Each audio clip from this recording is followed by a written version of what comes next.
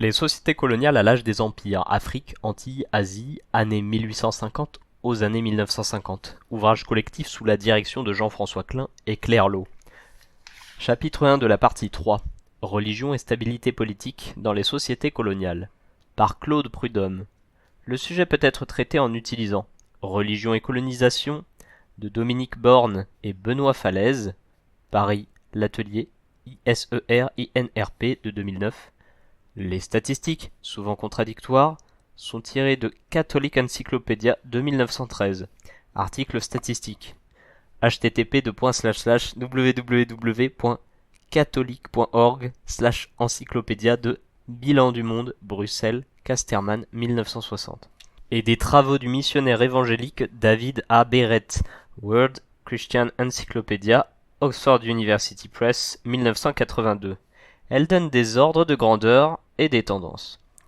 L'immensité de l'espace pris en compte incite à mettre en garde contre la tentation de simplifier à l'excès, un tableau caractérisé par la diversité des situations.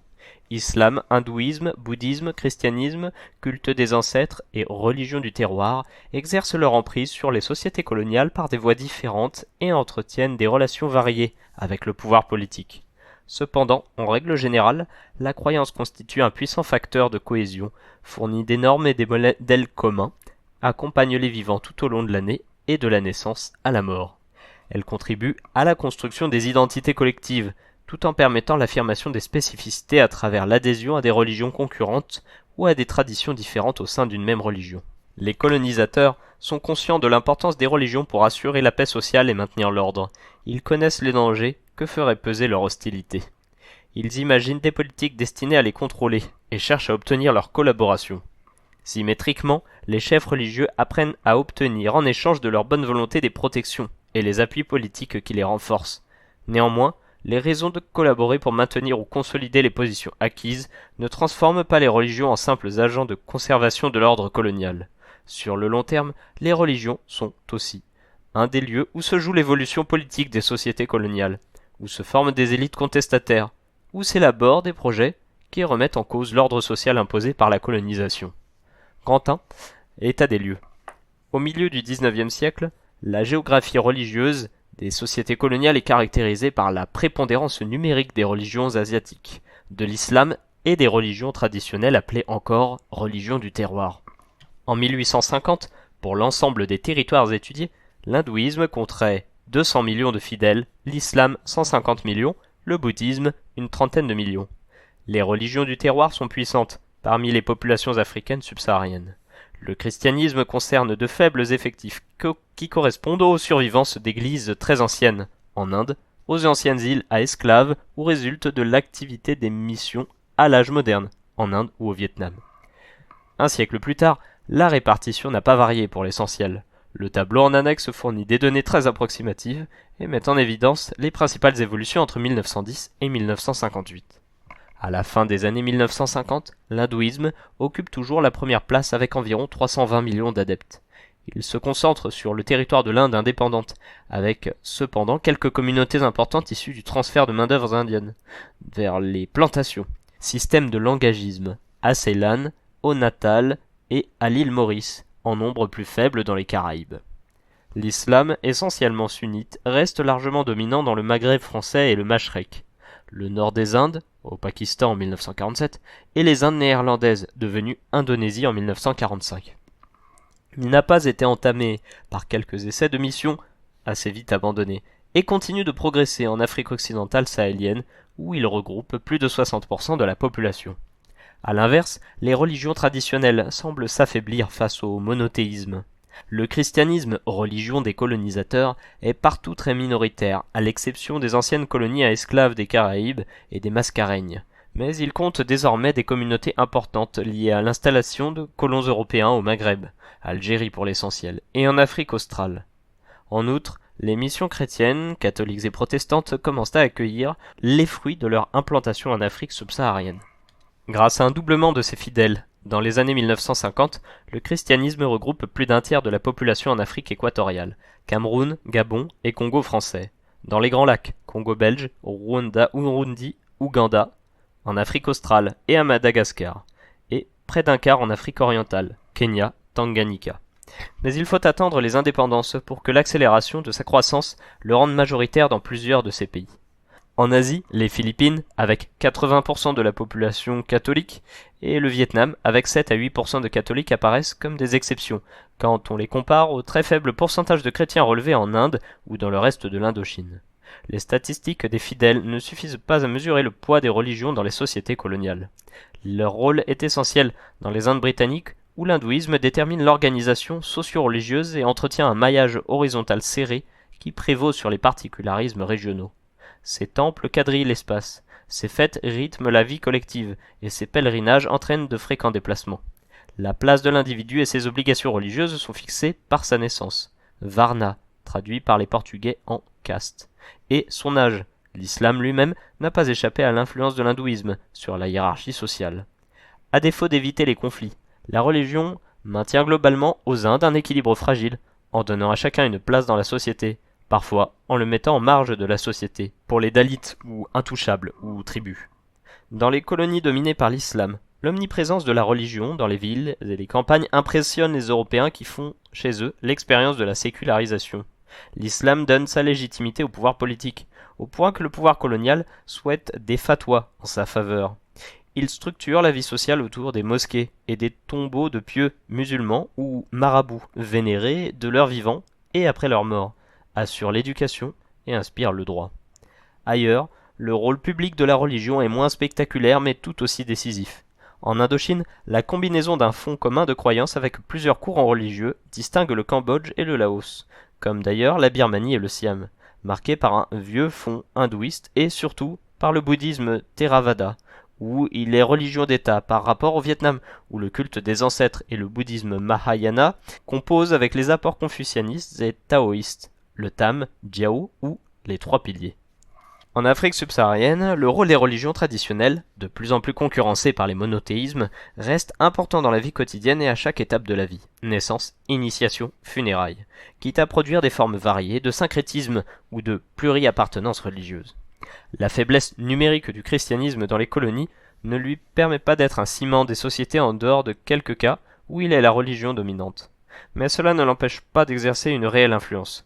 Les écoles missionnaires sont le principal instrument de son action auprès des populations non chrétiennes et bénéficient de subventions à condition de servir l'œuvre coloniale. Vers 1935, le plus grand nombre d'enfants scolarisés dans les écoles catholiques se trouve en Afrique, avec plus d'1 million d'élèves pour le primaire et 80 000 pour le secondaire. Les Indes suivent avec respectivement 400 000 et 113 000 élèves. Les chiffres sont comparables pour les écoles protestantes en Afrique, plus élevées aux Indes, plus de 700 000 élèves au total. Ces écoles forment dans beaucoup de colonies les nouvelles élites qui accèdent au pouvoir après la Seconde Guerre mondiale et la quasi-totalité des premiers chefs d'État d'Afrique subsaharienne. Les missions proposent enfin des services médicaux et sociaux qui s'adressent à tous et les rendent indispensables. Grand 2. Politique religieuse coloniale, entre surveillance et instrumentalisation. Confrontées à des configurations différentes, au départ mal informées sur les religions des populations qu'elles doivent administrer, les autorités coloniales construisent peu à peu leur politique religieuse en fonction de quelques principes généraux. Elles sont profondément convaincues que la « question religieuse » entre guillemets est prioritaire dans les empires coloniaux. George Hardy, un des rares théoriciens de l'Empire français, y consacre un livre en 1940 et s'en explique en ces termes dans l'introduction. Ouvrez les guillemets. La religion est partout, elle préside à l'organisation politique, aux rapports familiaux et sociaux, aux habitudes matérielles, à l'activité économique, à la production intellectuelle et esthétique, au divertissement. Rien ne s'accomplit hors de sa participation et de son accord. Fin de citation. Ce diagnostic n'empêche pas les colonisateurs de procéder à la suppression brutale ou la mise sous tutelle de souverains qui sont pourtant la clé de voûte du système politico-religieux. Inde, Maroc, Madagascar, Birmanie, Inde néerlandaise, Cambodge, etc. Mais après cette agression initiale, ils doivent composer avec la réalité. Dans les sociétés issues des colonies de plantation à esclaves, Antilles, Mascareigne, Cap-Vert, les pouvoirs coloniaux n'ont pas de mal à trouver un terrain d'entente avec le christianisme qui y domine. Le baptême constitue une sorte de naturalisation, et le christianisme le cadre dans lequel s'expriment les croyances et les pratiques religieuses, orthodoxes ou non. Dans les Antilles françaises et à La Réunion, l'introduction de la loi de séparation, décalée dans le temps, en 1911 pour son application, n'a pas mis en cause l'emprise du catholicisme sur la masse de la population. Cas particulier, l'île Maurice possède vers 1950 une population en majorité d'origine indienne. L'hindouisme lui sert de ciment face aux blancs et aux créoles noirs chrétiens descendants d'esclaves. S'y ajoute une minorité musulmane composite issue de l'immigration indienne du Nord et une petite communauté chinoise. Pragmatiques, les Britanniques s'en tiennent à une tolérance qui permet à chaque religion de se consolider, quitte à favoriser un système social de type communautaire menacé par le communalisme. Dans la majorité des autres espaces, les colonisateurs doivent d'abord apprendre à connaître les sociétés et leurs croyances et s'appuient sur des travaux à ambition scientifique qu'on regroupe sous l'étiquette d'orientalisme. Là où l'islam occupe une position majoritaire avec une forte emprise sur la vie collective, le rapport de force conduit le colonisateur à privilégier le pragmatisme. Il se préoccupe de neutraliser toute intervention dans le champ politique, et quand c'est possible cherche à faire de l'islam un allié. C'est le cas des sociétés musulmanes d'Afrique du Nord, où le colonisateur définit les indigènes entre guillemets par leur religion, soit les musulmans, tout en les écartant de la citoyenneté, sous prétexte d'incompatibilité entre droits musulmans et républicains, pour l'Algérie. Il mène une politique de contrôle qui transforme l'islam algérien en culte et les imams en desservants rémunérés par la République, selon le modèle concordataire de 1801. Au nom de la paix religieuse, il n'encourage pas le prosélytisme chrétien. Cette politique n'est pas remise en cause par les velléités de laïcisation après 1905. Les décrets d'application instaurent en 1907 en Algérie un régime dérogatoire provisoire mais régulièrement prolongé. Les confréries soufis, en arabe tarika, plus difficiles à contrôler, sont l'objet d'une surveillance étroite et leurs dirigeants sont sollicités pour s'associer à l'œuvre coloniale, avec succès pour certaines, en particulier le Kadiriya, qui avait pourtant organisé la résistance à la conquête de l'Algérie avec Abdelkader. D'une manière générale, l'islam inquiète quand il échappe à la surveillance et occasionne des rassemblements ou des déplacements pour les pèlerinages. Mais il assure, quand il accepte, la place qui lui est désignée comme instrument de paix sociale et relais de l'action coloniale. La situation dans les colonies d'Afrique noire, en majorité musulmane, n'est pas fondamentalement différente. Le colonisateur affiche son respect pour l'islam, se félicite de son caractère pacifique, d'autant qu'il est perçu comme syncrétique et hétérodoxe. La politique des égards, expérimentée au Maroc par Lyautey, connaît, au sud du Sahara, des versions locales. Elle peut conduire à préserver certaines régions musulmanes du prosélytisme chrétien. Frédéric Lugard, au nord du Nigeria. Elle peut aussi franchir un pas supplémentaire en présentant le pays colonisateur, soit la Grande-Bretagne, la France, l'Italie sous Mussolini, en protecteur de l'islam. C'est ainsi que la méfiance à l'égard des confréries, suscitée par leur résistance à la conquête, laisse la place au XXe siècle à des modes de coopération politique et économique, qualifiés parfois de politique des races, et visant à promouvoir un islam africain coupé du monde arabe. Initiée par le gouverneur William Ponty en AOF en 1911, cette orientation s'affirme particulièrement au Sénégal. Tidjaniya et Mouride. Les confréries qui refusent le compromis sont réprimées, Sanusiya et Amaliya. Les religions traditionnelles africaines, jugées archaïques et condamnées à disparaître, ne sont pas combattues ouvertement, mais pour les excès qu'on leur prête, appelés sorcellerie, et deviennent entre les deux guerres objet de curiosité ethnographique. Les missions chrétiennes sont protégées et aidées à des degrés divers, selon les temps et les lieux, car elles accomplissent en Afrique subsaharienne l'essentiel de l'œuvre civilisatrice censée légitimer la domination coloniale. Les colonisations belges et portugaises se montrent les mieux disposées en faveur du catholicisme. Si les traités établissent la liberté religieuse pour tous, seule la Grande-Bretagne ne cherche pas à privilégier un recrutement missionnaire issu de la métropole. La gestion des religions rencontre en Asie des situations plus complexes. Elles expliquent les hésitations des autorités. Aux Indes, la révolte des Sipais en 1857 a définitivement convaincu les Britanniques que le domaine religieux exigeait d'éviter toute provocation. Ils se contentent désormais d'interdire les pratiques jugées incompatibles avec la civilisation, sati, et préfèrent agir au travers de l'anglicisation des futures élites. La présence d'une importante minorité musulmane leur fournit en outre un moyen d'action qu'ils ne manquent pas d'utiliser. Face à l'affirmation d'un nationalisme hindou, les Britanniques encouragent au début du XXe siècle l'émergence d'un nationalisme propre aux Indiens musulmans. En Indonésie, l'instrumentalisation des divisions religieuses est poussée encore plus loin par les Hollandais. Non contents d'exercer un contrôle étroit sur les nominations et les activités, et de combattre toute activité de type politique, ils réussissent à diviser les courants réformateurs et n'hésitent pas à subventionner la puissante organisation réformiste Muhammadiyya, qui se montre plus conciliante et se tient à distance de la politique.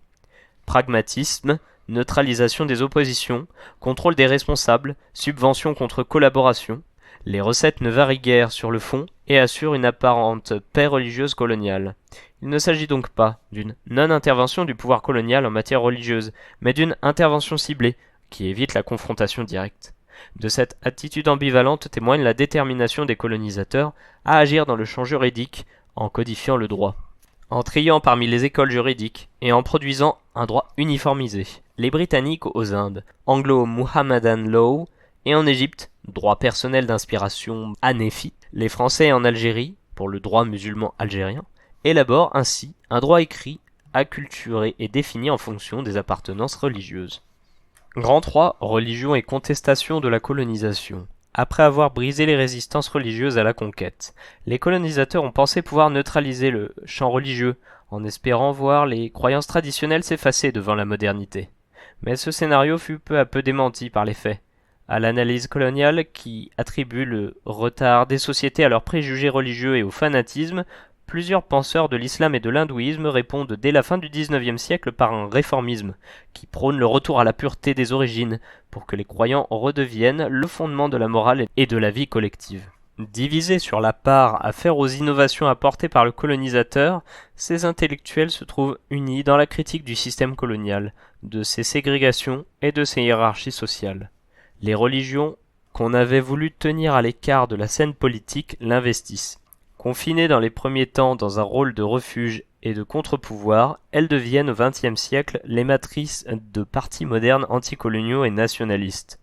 L'Inde, pour le Bengale, et l'Égypte constituent les principaux centres à partir desquels de puissants mouvements religieux s'efforcent de repenser le lien à la modernité et les voies d'une action dans la cité. L'Inde donne naissance au mouvement de l'Arya Samaj, ou communauté des Aryens, qui s'en prend au colonialisme britannique, à l'islam et au christianisme, et promeut le « vrai hindouisme » entre guillemets, par le retour à la pureté des Védas. Il s'engage dans la lutte politique, mais ne fait pas l'unanimité. Organisé sur la base des partis européens, le Parti du Congrès est au contraire fondé en 1885 par des élites anglicisées et refuse de s'identifier à l'hindouisme.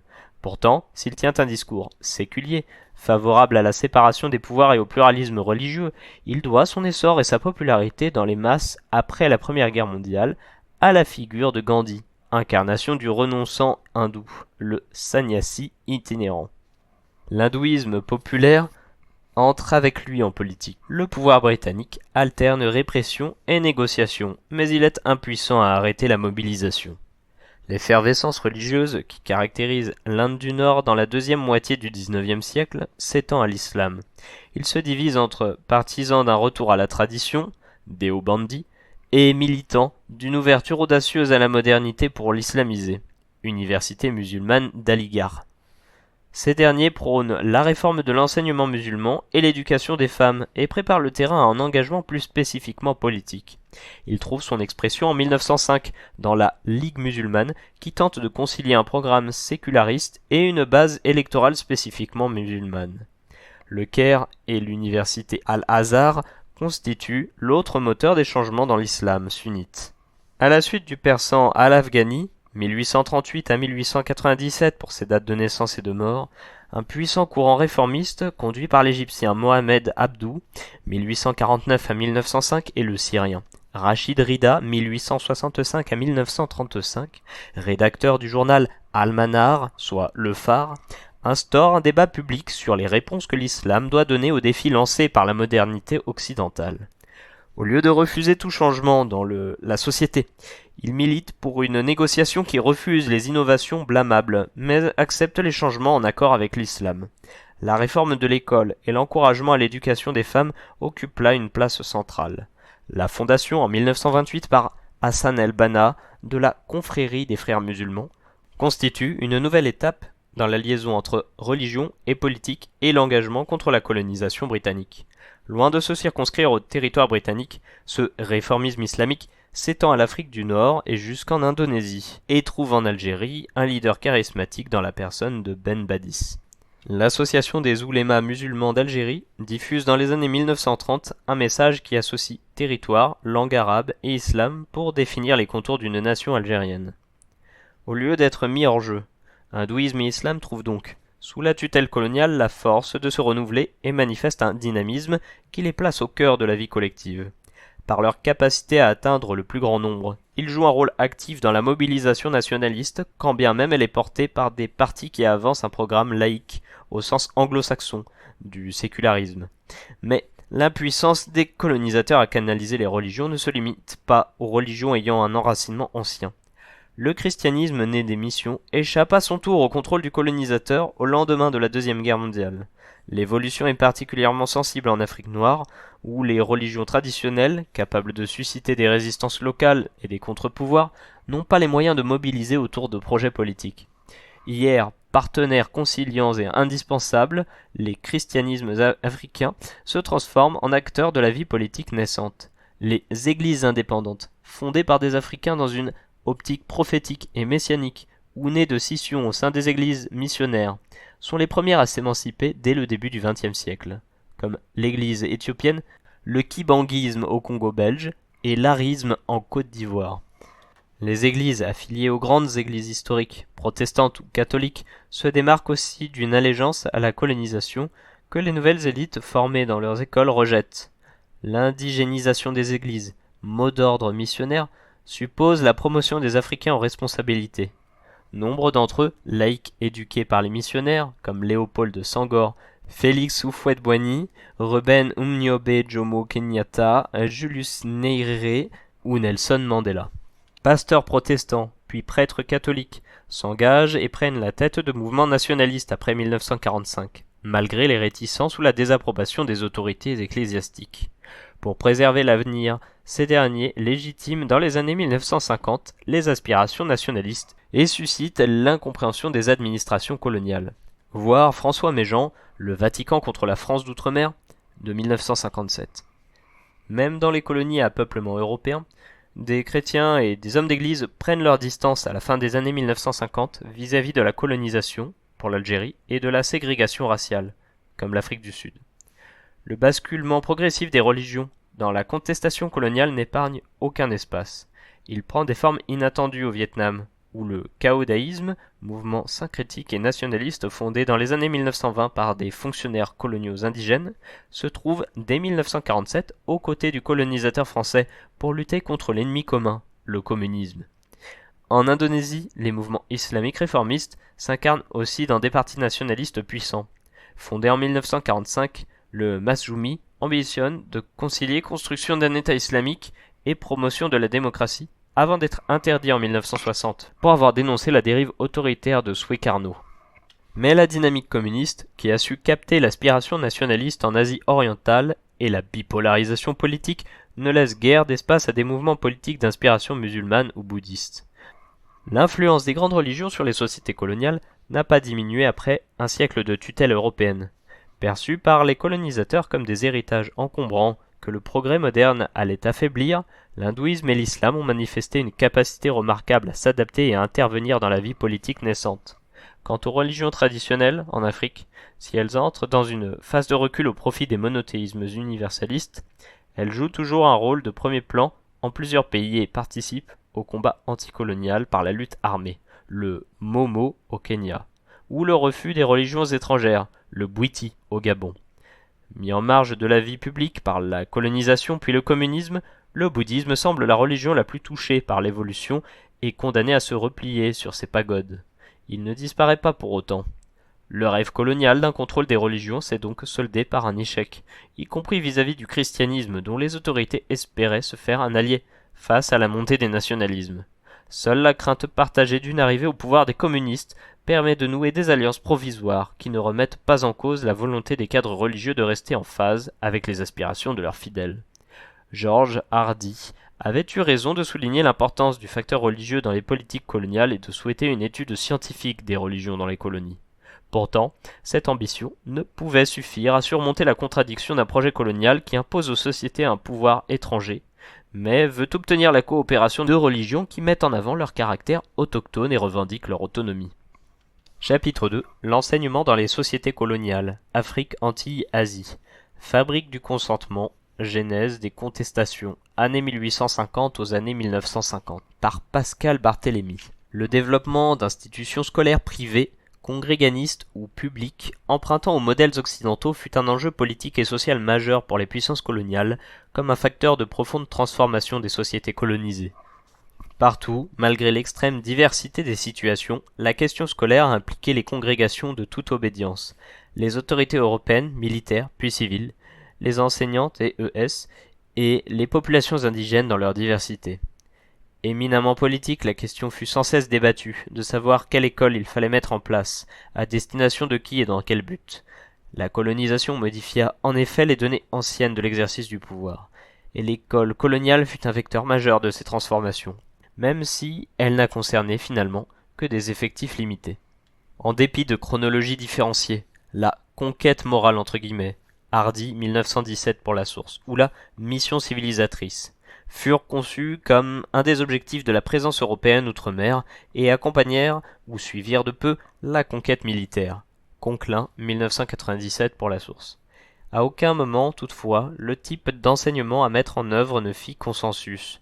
Les débats sur les programmes, la langue d'enseignement, les pratiques pédagogiques, la tolérance à l'égard des structures éducatives existantes, les diplômes et les débouchés ont opposé les administrations coloniales au gouvernement métropolitain et ou aux colons. Ils furent souvent déterminés par l'ancienneté de la domination coloniale, le degré d'implication des missionnaires, le poids démographique des Européens et leur vision des peuples sous leur domination.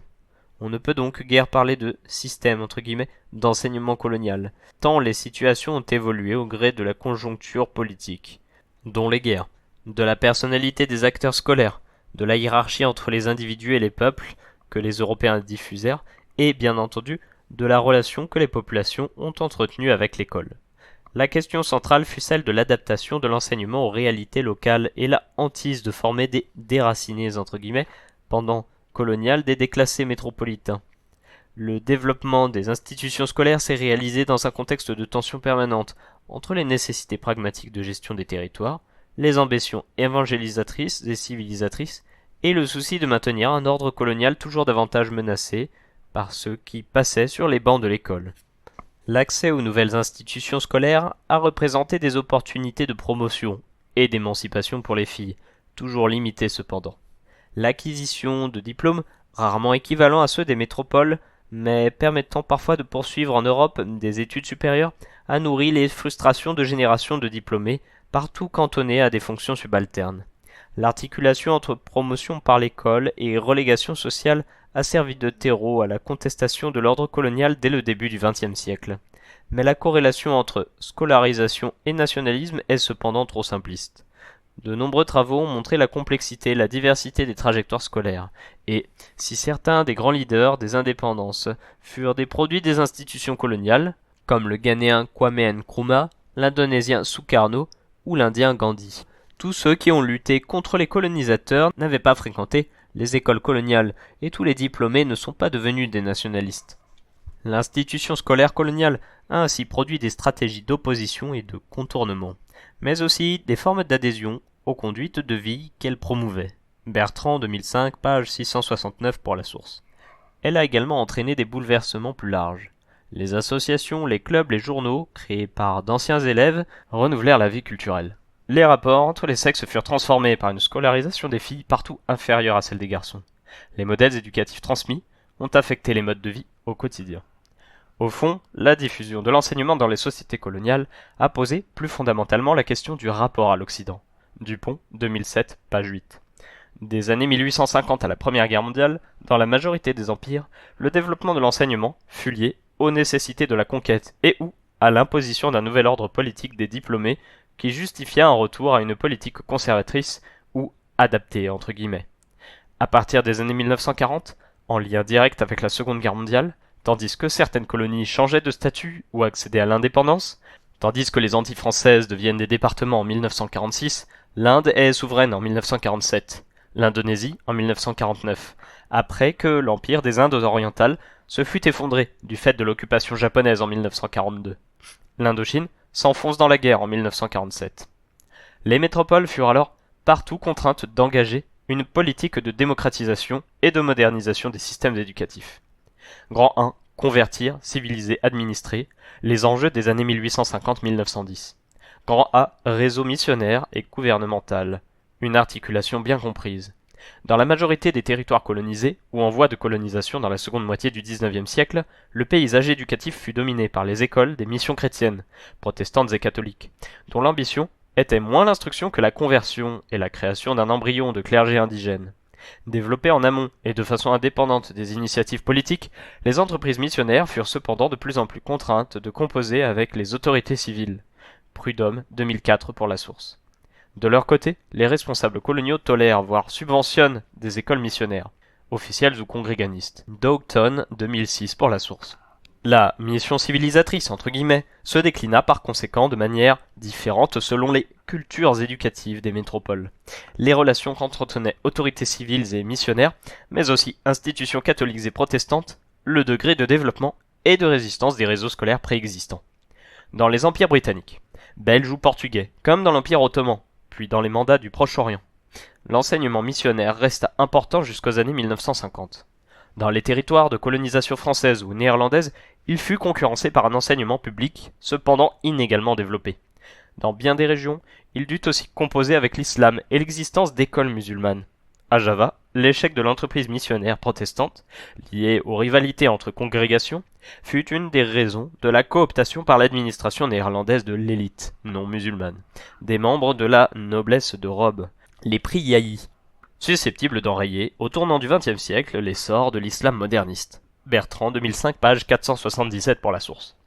Dans les pays de la future fédération indochinoise, les missionnaires catholiques présents depuis le XVIIe siècle entrèrent en concurrence avec les maîtres entretenus par les familles confucéennes au Vietnam, comme avec les bronzes de monastères bouddhistes au Cambodge et au Laos. C'est cependant l'Afrique qui devint le continent privilégié de l'expansion missionnaire au XIXe siècle et, par excellence, l'espace d'articulation des différents réseaux scolaires. Sur les côtes d'Afrique occidentale, les missions protestantes et catholiques implantées dès le début du XIXe siècle formèrent, dans leurs écoles en Sierra Leone mais aussi sur la côte du golfe du Guinée, des générations d'éduqués, les Saro, pour Sierra Leoneans, et les Afro-Brésiliens, qui devinrent des agents de l'administration britannique et des intermédiaires privilégiés entre les commerçants européens et africains. Ainsi, avant l'arrivée des Allemands, près de 2000 élèves fréquentaient les écoles chrétiennes du Togo. Lange 1998 pour la source. À partir de 1884, les méthodistes, les protestants de Brême et la Société catholique du Verbe divin continuèrent l'action scolaire, avec la bénédiction des autorités allemandes. Au Sénégal, après les premières expériences d'écoles mutuelles initiées par l'instituteur laïque Jean Dard en 1817, des écoles catholiques furent ouvertes sur les côtes dans les années 1840 par les frères de Ploermel, tandis que les sœurs de Saint-Joseph de Cluny et de l'Immaculée Conception de Castres prenaient en charge l'éducation des filles. Quant aux écoles coraniques, très nombreuses, elles accueillaient au début du XXe siècle 5 fois plus d'élèves que les écoles publiques. Les frères de Ploermel et les sœurs de Saint-Joseph de Cluny furent aussi actifs aux Antilles françaises où leurs premières écoles ouvrirent à la fin des années 1830. Dans ces entre guillemets vieilles colonies, à partir de 1850, les enfants furent en majorité scolarisés dans des établissements entretenus ou subventionnés par le gouvernement. Faraudière 1998 pour la source. Au Gabon et au Moyen-Congo, ce sont les Pères du Saint-Esprit, la Société des missions évangéliques de Paris et la mission évangélique suédoise qui menèrent l'action scolaire. À l'est du continent, lorsqu'en 1896, la France instaura un protectorat sur Madagascar, près de 200 000 enfants, sur 2,5 millions de sujets du royaume, fréquentaient les écoles des missions, dans la majorité méthodiste. Les protestants furent aussi pionniers sur la côte orientale.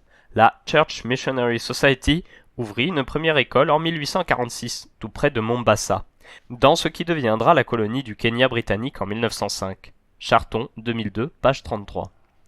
Le zèle missionnaire fut tel que, dans bien des cas, et en l'absence de politique éducative d'ensemble voulue par les gouvernements, les écoles officielles furent confiées à des religieux. La Belgique fit officiellement ce choix au Congo. Les congrégations catholiques se virent confier l'enseignement dès 1906, et après la création de la colonie du Congo belge en 1908, la charte coloniale appliqua le principe constitutionnel de la liberté de l'enseignement. Un principe qui fut également à l'œuvre dans l'Empire ottoman à partir de 1856, entraînant la multiplication des écoles privées. Beaucoup étaient étrangères, catholiques et protestantes, mais il existait aussi des écoles fondées par les Millets, communautés non musulmanes reconnues en fait ou en droit, et par des associations caritatives et culturelles musulmanes. Dupont, 2007, page 8. Dans les années 1890, la tolérance entre mission et autorités civiles semblait aller de soi dans une grande partie du bassin méditerranéen. Les relations furent plus compliquées en Algérie, où les autorités militaires redoutaient que le prosélytisme catholique ne suscite des réactions anti-françaises. Sous l'épiscopat de Mgr Dupuche, évêque d'Alger en 1838, les frères des écoles chrétiennes et de Saint-Joseph du Mans et les sœurs de Saint-Joseph de Cluny s'installèrent dans les villes côtières où ils scolarisaient essentiellement des enfants européens. Dans les années 1860, l'action des Pères Blancs fondée par le cardinal Lavigerie complétera le dispositif.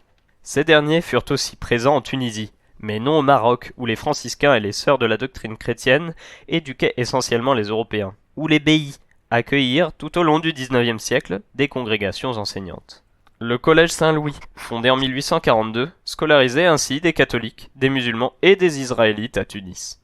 Par conséquent, les pouvoirs civils tolèrent ou encouragent les initiatives missionnaires, soit parce que la notion d'instruction publique ne faisait pas partie des cultures éducatives nationales, au Royaume-Uni ou en Belgique, soit parce que le gouvernement métropolitain n'avait pas encore les moyens d'une politique ambitieuse. Ce réseau missionnaire, tout en concurrençant les écoles existantes, ne les remettait pourtant pas en cause. Les congrégations pratiquaient autant que faire se peut le prosélytisme et les conversions, mais durent surtout s'adapter à des exigences locales complexes.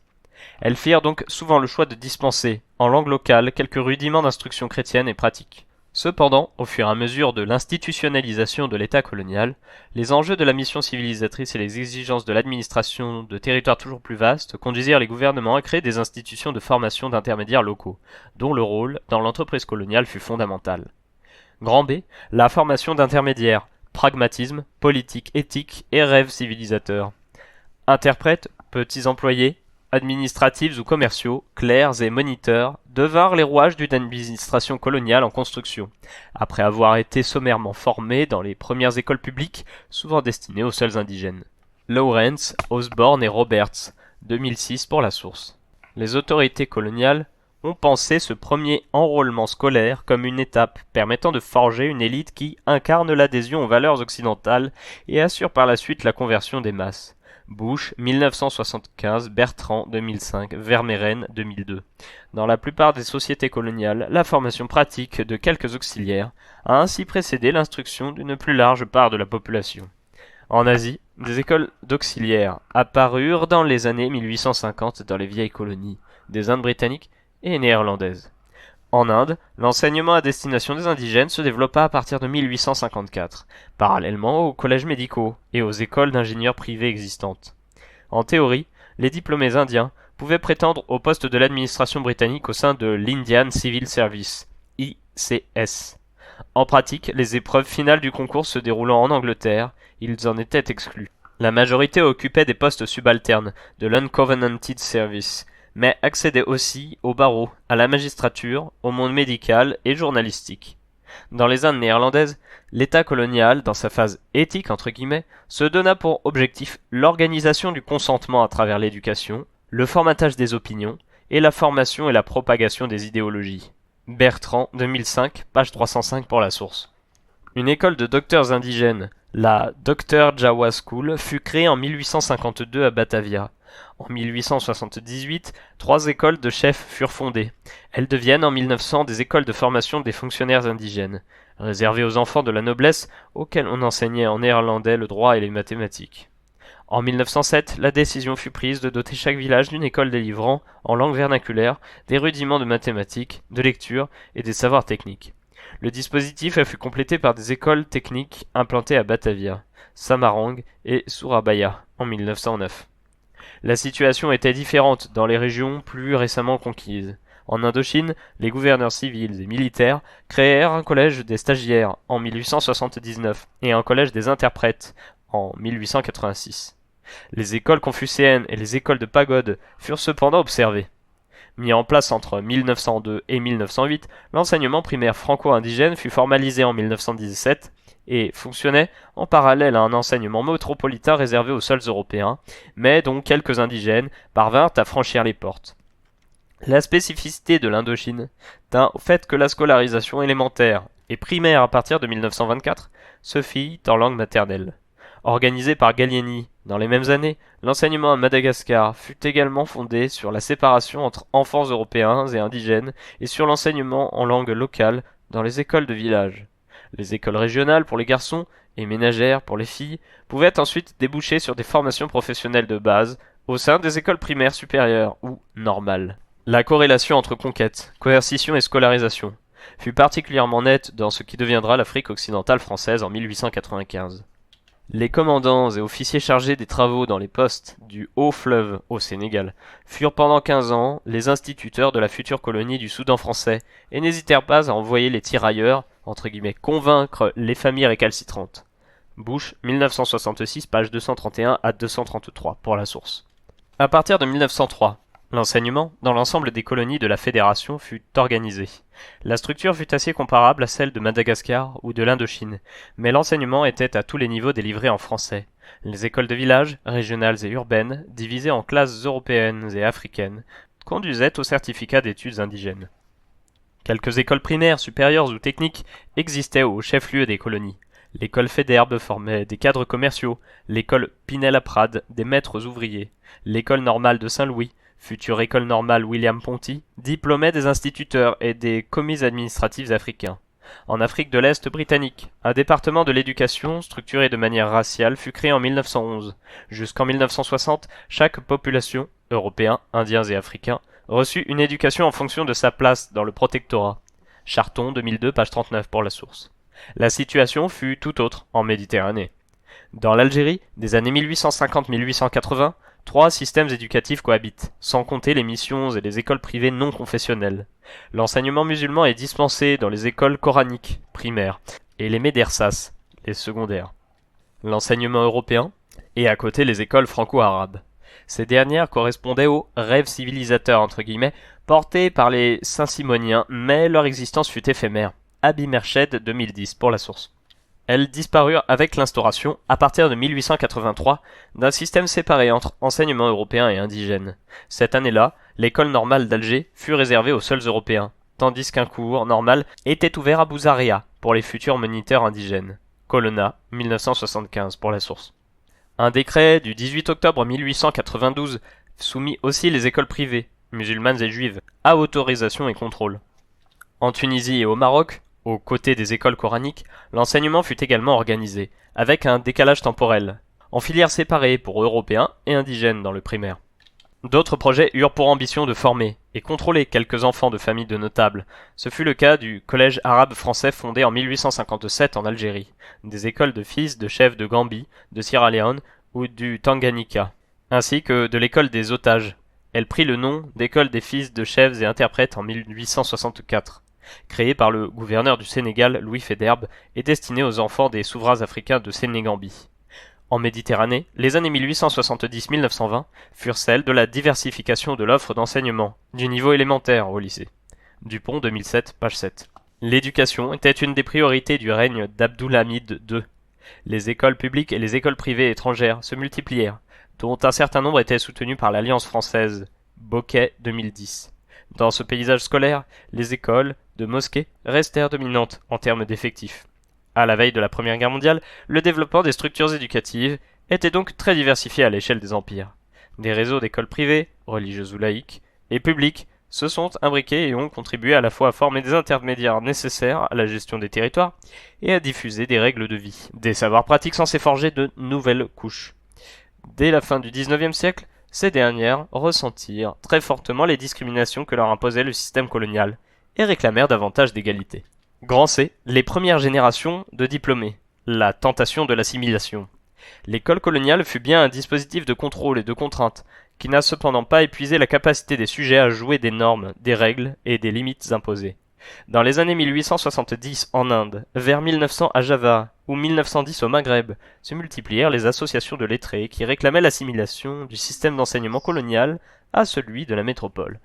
En Inde, l'Indian Association, créée en 1876 à Calcutta par l'avocat Banerjee, demanda l'ouverture aux Indiens des emplois de l'ICS. Des associations similaires furent créées dans les présidences de Bombay et de Madras. Pourtant, la naissance du nationalisme indien ne fut pas un pur produit de la frustration des élites. Markowitz, 1994, pages 426 et 427. Le changement d'attitude de l'intelligentsia indienne à l'égard de la domination britannique fut aussi lié à la redécouverte de la grandeur du passé indien, stimulée par les recherches des orientalistes européens, comme aux effets économiques de la domination. De façon plus conjoncturelle, le gouvernement autoritaire de Lord Curzon, qui renforça le contrôle sur les universités, Universities Act 1904, et élabora un projet de participation du Bengale, a non seulement entraîné le boycott des produits britanniques, mais aussi celui des institutions d'enseignement officielles.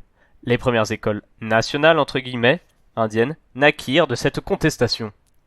Le mouvement fut assez semblable aux Indes néerlandaises, où la scolarisation modifia le rapport des Priyayi au pouvoir. Après leur passage par les écoles à l'européenne entre guillemets, ces membres de la noblesse d'Europe évoluèrent du statut d'élite, d'apparat à celui d'intelligentsia réformiste. La plupart adoptèrent un discours critique, mais ne remettent pas en cause le principe de la colonisation. Ainsi, le mouvement Budi Utomo, noble et fort, une des premières associations politiques créées par des Priyayi en 1908, fit pression sur le gouvernement colonial pour obtenir une amélioration du système éducatif. Fort de 10 000 membres en 1909, il fut utilisé par le gouverneur général Konji contre les organisations politiques radicales qui se développaient, notamment la Sarekat Islam, née en 1911. Bertrand, 2005, pages 300 et 545. Passim. On pourrait rapprocher ce mouvement réformiste asiatique du positionnement politique des citoyens des 4 communes du Sénégal, Saint-Louis, Dakar, Gorée et Rufisque, qui contestèrent les discriminations à l'égard des instituteurs africains, cantonnés au cadre indigène de l'enseignement, distinct du cadre européen. Jézékel, 2007. Leur principale revendication portait sur l'équivalence des diplômes et des traitements entre colonies et métropoles. Relégués dans des cadres subalternes, certains d'entre eux parvinrent cependant à contourner les limites imposées par l'ordre colonial. Il en fut ainsi de Lamine Gueye, né à Médine en 1891, élève à l'école coranique de Saint-Louis, puis chez les frères de Ploermel, admis à l'école commerciale Faidherbe, puis affecté comme instituteur stagiaire en 1909 à la Médersa de Saint-Louis, après avoir obtenu le brevet élémentaire en 1907. Il enseigna dans différentes écoles du Sénégal, avant d'obtenir une bourse pour la métropole. Il revint de France muni du brevet supérieur et de la première partie du baccalauréat. Bien qu'elle contestât la validité de ses diplômes, l'administration coloniale fut contrainte de l'intégrer dans le cadre général de l'enseignement, qu'il quitta en 1921 pour devenir avocat avant de se lancer dans une carrière politique. Les instituteurs furent aussi les fers de lance du mouvement des jeunes Algériens ou de la révolution jeune turque dans l'Empire ottoman. Anne-Laure Dupont parle d'un état d'esprit générationnel politique et combatif, qui s'observe à travers des grèves et des manifestations d'étudiants entre 1908 et 1910 en Syrie ou en Égypte. Les contestations se firent parfois violentes, comme à Madagascar où, en 1913, c'est sous la forme d'une société secrète, la VVS, Vivato Sakellika, fer, pierre et ramification, pour la traduction, que les étudiants de l'école, le Mire de Villers, ébranlent la domination française. Ainsi, à la veille de la Première Guerre mondiale, la plupart des gouvernements coloniaux ont pris en charge le développement d'un enseignement public dont les effectifs restèrent embryonnaires. Le taux de scolarisation des enfants musulmans est estimé à 4,5% en Algérie, en 1907, mais constituèrent de nouvelles couches sociales aux liens souvent étroits avec les élites anciennes. Ces premiers éduqués, à l'européenne, furent encore moins prêts, au lendemain du premier conflit mondial, à accepter de rester cantonnés dans des fonctions subalternes. Grand 2. Le fragile compromis des années 1920-1940. Grand A. La hantise des déracinés et le retour du conservatisme. Avec la Première Guerre mondiale s'ouvrirent 2 décennies qui furent à la fois celles d'un certain âge d'or, du colonialisme, et d'une remise en cause de plus en plus radicale de ses fondements. L'enrôlement des soldats des colonies sur les fronts européens, orientaux ou africains a considérablement modifié les relations entre colonisateurs et colonisés. L'élargissement quantitatif du nombre de scolarisés, les promesses non tenues, les efforts de la crise économique dans les années 30 ont conduit les diplômés à revendiquer davantage de reconnaissance sur le marché du travail colonial, comme dans les instances politiques. À l'inverse, du côté des gouvernements coloniaux, L'heure était plus que jamais à l'adaptation, entre guillemets, et à l'assimilation la plus graduelle, disait-on, possible. Conklin, 1997, Wilder, 2005, pour les sources. Dans l'Empire français, en récompense des services rendus, des réformes ponctuelles furent adoptées. Une école de médecine et de pharmacie pour les Africains ouvrit à Dakar en 1918. Un effort fut fait en matière d'enseignement féminin. Les instituteurs obtinrent que les programmes métropolitains s'appliquent dans les écoles primaires des 4 communes. Des bourses d'études en métropole furent envisagées. Mais le projet de loi qui fixa en 1919 l'organisation de l'instruction publique dans les colonies et dont les principes furent repris en 1921 par les ministres Léon Bérard, de l'instruction publique, et Albert Sarraut, des colonies, prévoyait d'entre guillemets former une élite soigneusement sélectionnée et de développer pour le plus grand nombre un enseignement primaire à caractère professionnel. Léon 1991, page 27-28 pour la source. La question de l'adaptation du contenu de l'enseignement au niveau de développement supposé des peuples revint aussi sur le devant de la scène. Des manuels furent publiés, une histoire de l'AOF, adaptée aux écoles indigènes en 1925, un cours de géographie à l'usage des écoles d'AOF en 1927, qui complétait les premiers ouvrages écrits par Georges Hardy lorsqu'il était inspecteur général de l'enseignement en AOF entre 1912 et 1919. Bush 1968, page 10. L'objectif était d'éviter par-dessus tout de former des déracinés entre guillemets ou des détribalisés entre guillemets, trop instruits pour respecter la juste distance indispensable à l'équilibre de l'ordre colonial. Colonna 1975 pour la source. Dans le cadre de l'exposition coloniale internationale, se tint un congrès intercolonial de l'enseignement dans les colonies et les pays d'outre-mer, consacré au thème de l'adaptation. Léon, 1991, pages 48 à 50. En AOF, le gouverneur général Brévier et l'inspecteur général de l'enseignement, Albert Charton, firent la promotion de l'école d'un nouveau genre de vie, disait-il, fondé sur des activités rurales, artisanales et domestiques pour les filles. La crainte de la subversion politique du côté des garçons allait de pair avec l'appréhension de la débauche pour les filles, dans le but de fabriquer des Africains traditionnels, entre guillemets. Des écoles normales rurales furent créées. Wilder, 2005, Gamble, 2009. Au Maroc, sous protectorat depuis 1912, le premier résident général, Lyotet, mit en œuvre sa propre conception de la juste distance. Le service de l'enseignement élabora un système hiérarchisé et cloisonné. Au niveau élémentaire, les enseignements européens, israélites et musulmans étaient séparés. Au niveau primaire, des écoles franco-marocaines accueillaient soit des fils de notables, soit des enfants de milieux modestes. Le système scolaire de Tunisie fut plus ouvert et plus mixte. Dans les années 1920, certaines écoles n'accueillaient que des Français, mais d'autres scolarisaient des musulmans et des étrangers, surtout italiens, voire étaient ouvertes à tous. En 1931, le taux de scolarisation des musulmans était de 8% en Tunisie, 5% en Algérie. Dans l'Empire britannique, le souci de l'adaptation aux réalités locales orienta tout autant le développement de l'enseignement primaire, effrayé par les effets de la politique scolaire menée en Inde. Les autorités du Kenya dénoncèrent la multiplication de formations génératrices de multiples frustrations.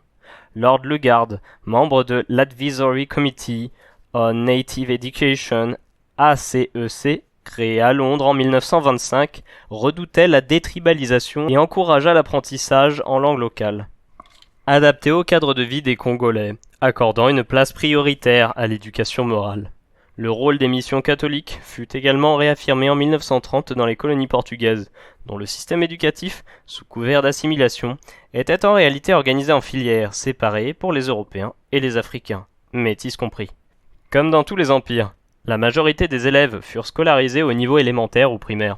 Rares étaient ceux qui parvenaient à prolonger leur scolarité au niveau secondaire. Plus rares encore étaient ceux qui accédaient à l'université. Grand B, l'enseignement secondaire et supérieur, promotion et relégation. Au Kenya, en 1937, alors que le taux de scolarisation global était de 12% pour les Africains, 97% d'entre eux suivaient les cours élémentaires. Charton, 2002, page 58 pour la source. Et pourtant, dans l'Empire britannique, l'éducation secondaire et supérieure fut beaucoup plus ancienne et développée qu'ailleurs. Des universités avaient ouvert à Calcutta, Bombay et Madras en 1857. En Afrique de l'Ouest, Fura Bay College, fondé en 1827 en Sierra Leone, fut affilié à l'université de Durham en 1876 et délivrait des licences de lettres et de théologie. Fréquenté par des enfants de la bourgeoisie Sarraut, Il accueillit aussi des étudiants des autres colonies africaines. À la fin des années 1930, 59 établissements d'enseignement secondaire étaient répartis entre la Gold Coast, le collège d'Ashimota datait de 1925, la Gambie, la Sierra Leone, le Nigeria. Yaba Higher College fut fondé en 1934 et l'Ouganda, où le Native Technical College, créé en 1922, prit le nom de Makerere College en 1923. En 1938, Makerere recrutait dans les 4 territoires de l'Afrique de l'Est, Ouganda, Kenya, Tanganyika, Zanzibar, et formait au métier de la santé, de l'agriculture, du génie et de l'enseignement. L'établissement accueillait 14 élèves en 1922, 181 en 1940, dont un certain nombre venaient du Kenya voisin, et notamment de l'Alliance High School fondée en 1925 par la Fédération des Églises protestantes. Charton 2002, page 57. Surtout, à la fin des années 1930, de plus en plus d'étudiants de l'Empire complétaient leur formation en métropole ou à l'étranger. En 1943, la Sierra Leone avait accordé 34 bourses à des étudiants africains, la Gold Coast 55 et le Nigeria 57. Au Kenya, du fait de la forte population européenne systématiquement opposée à l'enseignement supérieur pour les Africains, rares furent ceux qui parvinrent à prolonger leur scolarité.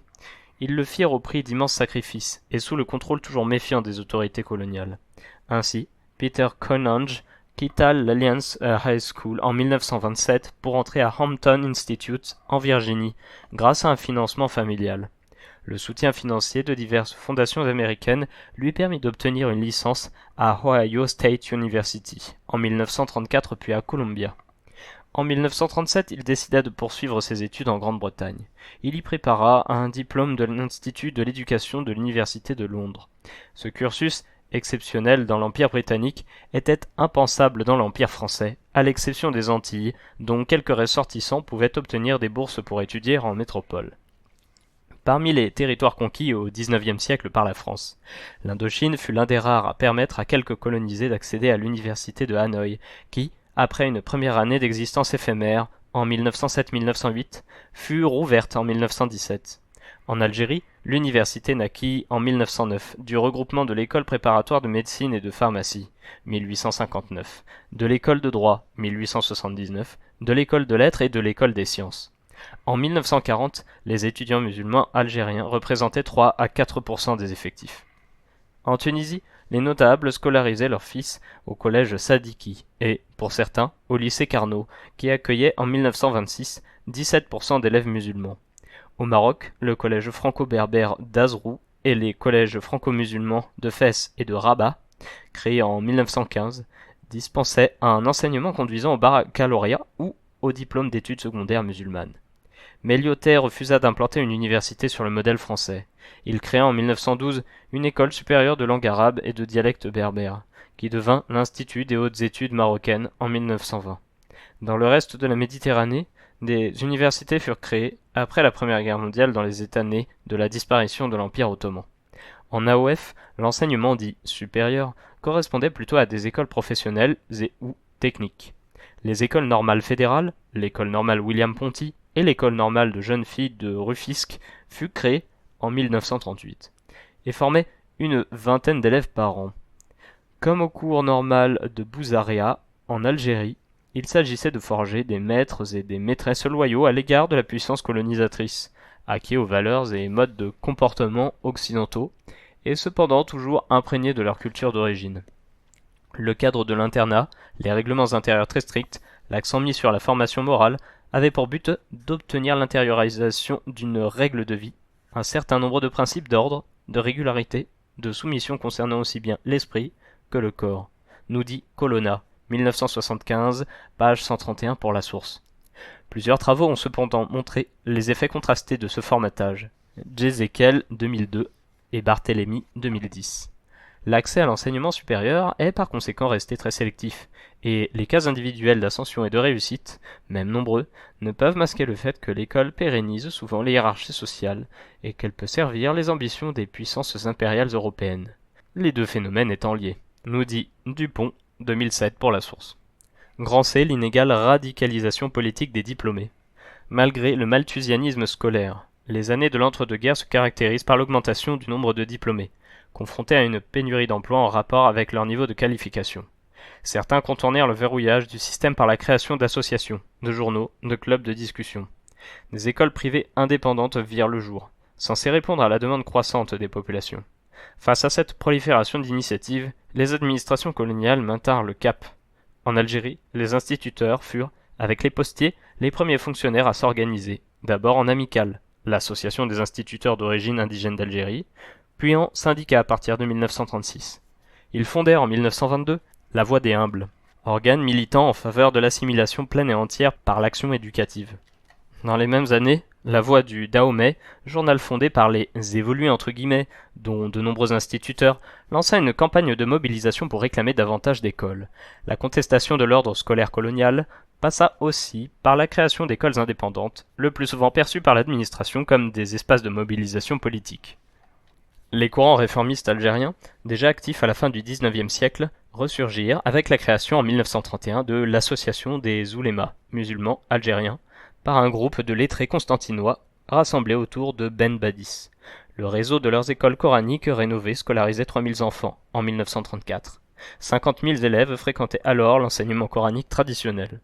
Dans le milieu étudiant algérien, les revendications assimilationnistes d'avant 1914 cédèrent la place à des positions plus radicales.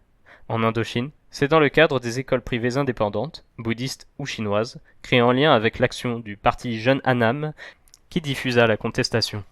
Ces établissements, qui scolarisaient dans les années 1930 environ 17% des enfants au premier degré, furent obligés d'obtenir une autorisation préalable à partir de 1924.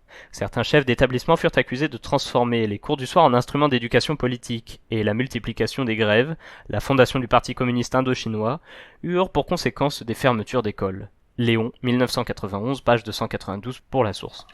Dans le Kenya des années 1920, la multiplication des associations contraignait le gouvernement britannique à créer en 1928 les Local Native Councils, LNC, qui offrirent un espace légal d'expression aux Africains. Ces assemblées firent des revendications scolaires une de leurs premières préoccupations. Elles demandèrent davantage d'investissement du gouvernement et la possibilité de créer leurs propres écoles, indépendantes des missions et du gouvernement. Charton, 2002, pages 43 à 62. Aux Indes néerlandaises, entre 1917 et 1928, le nombre de diplômés augmenta 10 fois plus vite que le nombre de postes, qui ne fit que doubler. De nombreux priyaïs se retrouvèrent sans perspective professionnelle et victimes de la ségrégation aux plus hauts échelons. Les plus fervents partisans de l'option nationaliste se recrutèrent, alors, parmi les petits fonctionnaires et de jeunes diplômés, confinés dans des postes subalternes. D'autant qu'émergeait parallèlement une nouvelle catégorie d'agents de la revendication anticoloniale, les maîtres de mystique. L'un des plus célèbres d'entre eux, qui, Hajar, fut à l'origine de la création en 1922 d'un institut d'enseignement national, Taman Siswa, à Yogyakarta. Les écoles Taman Siswa se multiplièrent. On en compte 175 en 1932, et devinrent une pépinière de jeunes nationalistes. La lutte se développa également en métropole, autour de l'Association des étudiants des Indes aux Pays-Bas, créée par un étudiant en études commerciales, Mohamed Hatta, qui en devint le secrétaire général en 1918. Son programme, assez clairement révolutionnaire, réclamait l'Indonésie indépendante tout de suite. C'est aussi dans ces années-là qu'apparut sur la scène politique le futur leader de l'indépendance, né d'un père enseignant appartenant à la petite noblesse de robe priyaï et d'une mère d'origine balinaise. Sukarno entra en 1918 dans l'association ethnique Jongjava et acheva ses études au collège d'ingénieurs de Bandung en 1921. Il fonda en 1925 le Club général des étudiants, où il rencontra les maîtres de mystique. En 1927, il organisa une association nationale indonésienne, qui devint en 1928 le Parti nationaliste indonésien, fort de 10 000 adhérents en 1929. Il incarna le personnage étrange du priyaï populiste, figure de transition entre la période coloniale éthique et l'ère de la lutte nationaliste. Bertrand, 2005, pages 509 et 575. Passim. Grand 3, le temps des réformes, 1945 aux années 1950. Grand A, l'impossible statu quo. Au lendemain de la Seconde Guerre mondiale, les débats sur l'éducation dans les colonies participèrent de réflexions plus larges sur l'administration des empires. Le rôle des États-Unis fut essentiel, qui réaffirmait depuis 1941 et la Charte de l'Atlantique le principe du droit des peuples à disposer d'eux-mêmes. Les populations colonisées, bien conscientes des changements en cours, réclamèrent déjà pendant la guerre une évolution de leur statut. ainsi par le manifeste du peuple algérien diffusé en février 1943. En Indochine, dans le contexte de la déclaration d'indépendance par Ho Chi Minh en septembre 1945 et de la création de l'Union française, la France décida de créer une mission d'enseignement et de coopération culturelle entre les États associés. Mais il était déjà trop tard pour mettre fin à l'engrenage de la guerre. Les différents gouvernements furent ainsi obligés de lâcher du lest en matière de représentation politique des populations colonisées, voire d'accorder l'indépendance. La Constitution française de 1946 transforma les anciennes colonies en territoires d'outre-mer, et permit à des colonisés de siéger à l'Assemblée nationale, par conséquent de porter en métropole les débats sur la question scolaire.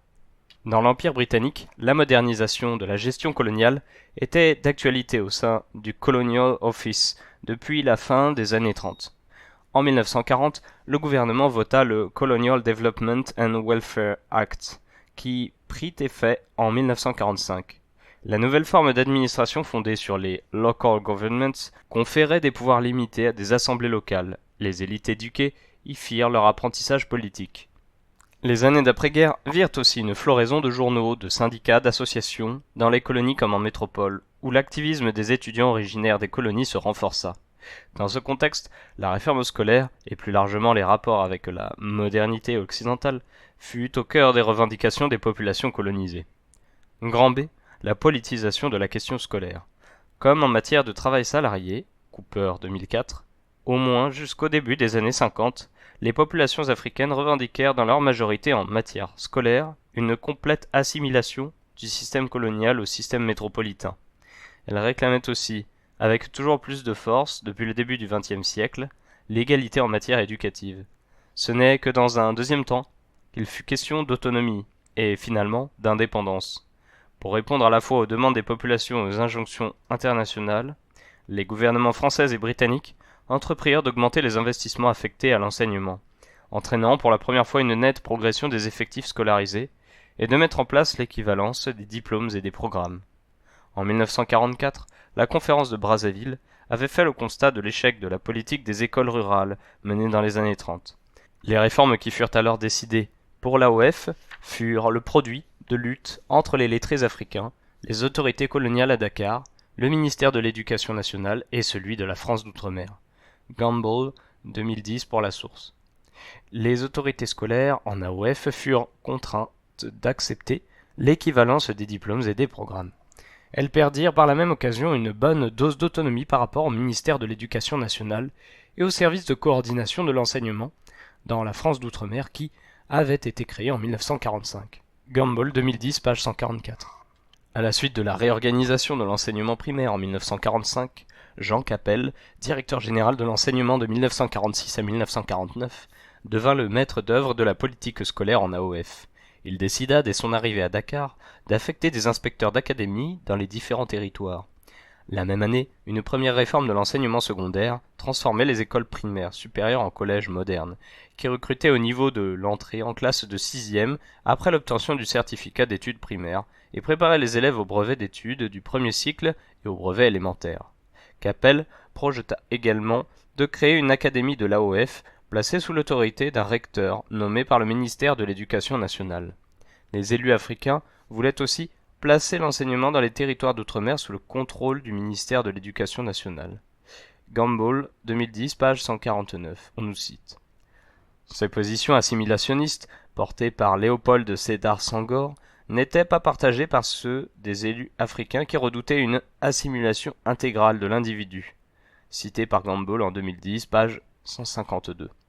Malgré l'obstruction de l'administration coloniale et le renvoi de Capelle en métropole, en 1950, un institut des hautes études de Dakar, qui rassemblait les facultés de médecine, de droit, de lettres et de sciences et devint l'université en 1958, et une académie de l'AOF furent finalement créées.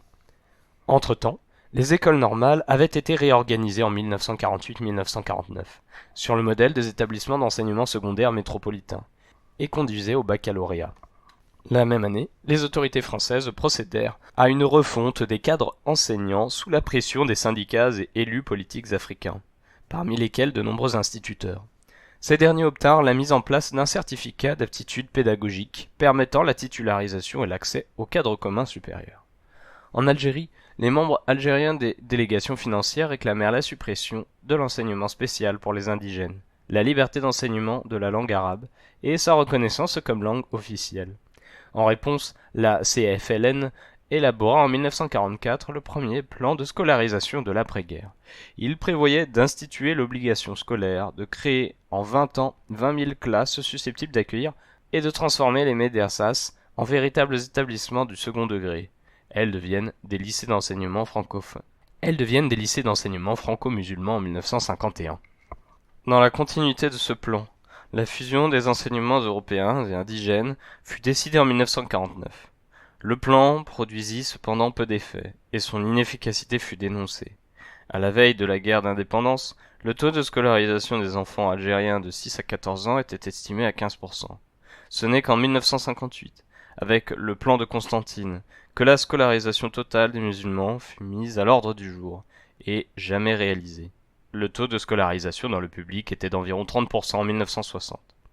L'université d'Alger fut à la même époque le théâtre d'affrontements entre les étudiants européens et musulmans, ces derniers regroupés en 1955 au sein de l'Union générale des étudiants musulmans d'Algérie. Au Kenya, la communauté blanche, regroupée dans la Convention of Associations depuis 1911, s'opposa frontalement à toute initiative métropolitaine favorable à une politique éducative plus ambitieuse pour les Africains. En 1945, le rapport de la commission Asquith sur l'enseignement supérieur dans les colonies dressait le bilan des universités existantes, celles de Malte, de Hong Kong, de Jérusalem et de Ceylan, et des établissements susceptibles d'en devenir, les collèges de Mekerere, d'Akimota, de Fourabay, de Yaba et des Antilles. Il était prévu que le niveau des examens corresponde à celui des établissements de métropole, mais le développement de filières techniques et scientifiques était recommandé. Charton, 2002, page 96. Le gouverneur du Kenya, Philip Mitchell, s'opposa aux volontés de réforme du Colonial Office, mais ne put contenir les velléités des étudiants kenyans d'étudier à l'étranger. Entre 1946 et 1956, 225 étudiants kenyans africains s'expatrièrent. En Afrique même, les effectifs à Mekerere passèrent de 177 à 558 étudiants entre 1948 et 1955. Les communautés locales se mobilisaient pour financer ces études, aux États-Unis, en Afrique du Sud ou en Inde après 1947.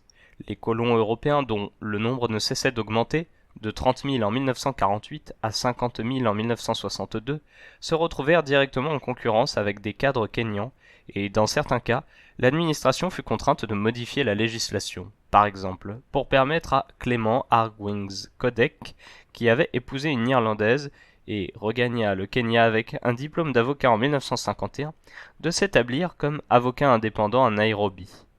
Au lendemain de la violente révolte des Mau, en 1952-1955, Londres engagea un processus d'africanisation des cadres. Entre 1954 et l'indépendance acquise en 1963, les étudiants africains devinrent la cheville ouvrière du processus de reconstruction sociale et politique de la colonie. Charton, 2002, pages 220 et 378. Passim. Non loin du Kenya, à Madagascar, l'enseignement était devenu la principale préoccupation de la future République des instituteurs, entre guillemets, malgache, qui accéda à l'indépendance sous la houlette de l'ancien élève de l'école Lemire de Villers, Philibert Tsiranana, devenu premier président de la toute nouvelle République. En guise de bilan, dans quelle mesure cette initiation aux méthodes occidentales est réalisable et souhaitable? C'est tout le problème de l'enseignement aux colonies. Il est à peine besoin d'insister sur son importance morale et sur son importance politique. Ce problème ne saurait, bien entendu, recevoir une solution unique puisque les données en sont variables d'une colonie à l'autre, et jusque dans l'intérieur d'une même colonie. Saute citation, c'est assez dire qu'il n'y a pour instruction aux colonies que des solutions d'espèce. Fin de citation. Si l'on suit le dictionnaire pédagogique de Ferdinand Buisson, toute tentative de bilan est donc une gageure, tant les situations locales furent différentes, tant aussi les chiffres fournis par les administrations coloniales sont à manier avec précaution. Certains traits généraux peuvent cependant être dégagés. Dans tous les territoires, l'impact numérique des politiques éducatives fut extrêmement faible, à l'exception des Antilles. Malgré l'augmentation rapide des effectifs dans les années 1940-1950, l'école européenne, entre guillemets, scolarisait alors au maximum 30% des enfants. Au sein de la population scolarisée, la quasi-totalité des élèves ne dépassèrent pas le niveau de l'enseignement primaire, et le rapport entre les sexes fut partout défavorable aux filles. L'enjeu de l'enseignement colonial fut d'abord de transmettre quelques connaissances pratiques et valeurs jugées fondamentales à une minorité d'élus. Il s'agissait aussi, dans l'esprit des colonisateurs, d'un processus appelé à durer indéfiniment, tant la conscience du fossé entre colonisateurs et colonisés était forte. De ce fait, la tentation de l'assimilation chez les diplômés déboucha d'abord sur une valorisation de l'égalité avec le colonisateur, entrant ainsi en contradiction avec les pratiques de celui-ci, et conduisit alors à une valorisation de la séparation libératrice. Toutefois, si les élites des mouvements nationalistes furent souvent issues des marges indigènes de l'appareil d'État colonial, entre guillemets, et donc des rangs des diplômés, le nationalisme ne put naître au tournant du XXe siècle, à Java par exemple, que parce qu'il pouvait s'appuyer sur 2 siècles et demi d'invention d'un Java, de traditions et de coutumes par les poètes de cour. Bertrand 2005, page 662-663. L'analyse en termes de relégation des élites anciennes et de frustration des élites nouvelles n'est donc pas complètement opérante, tant les trajectoires de scolarisation furent diversifiées et les bricolages identitaires complexes. Si l'école coloniale a bien été le terreau d'une politisation nationaliste, entre guillemets, c'est, comme le souligne Vincent Fouché, parce qu'elle a initié et organisé des circulations et des solidarités sociales et géographiques entre ceux qui étaient engagés dans les mêmes pèlerinages institutionnels, acquérant ainsi un sentiment d'identité. Nous dit Fouché, 2002, page 380 pour la source.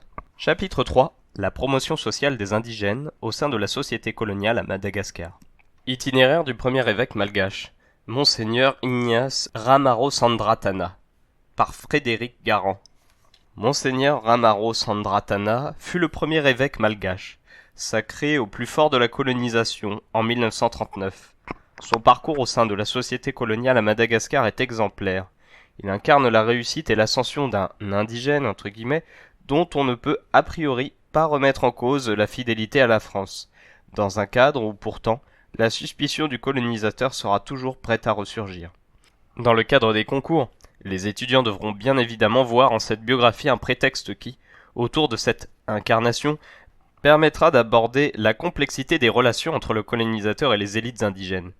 La promotion peut se faire par l'administration, comme ce fut le cas pour son père, ou par l'Église, comme notre personnage.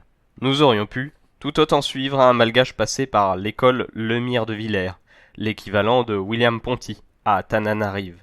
Raison-Jourde 2002 pour la source. Dans tous les cas, c'est bien l'impasse de la politique d'assimilation qui se révèle. Grand 1. Son père est engagé au service de la France. Joseph Reini Tsimba, le père de Ramarosandratana, est instituteur des écoles catholiques. Il fait partie de ces malgaches que l'engagement dans le catholicisme conduit à adopter le point de vue pro-français. Hélice 1998. Dans les années qui succèdent, la seconde guerre franco-malgache. La première guerre de 1883-1886 avait conduit à la mise en place d'un protectorat très ambigu, fantôme selon Deschamps, 1965.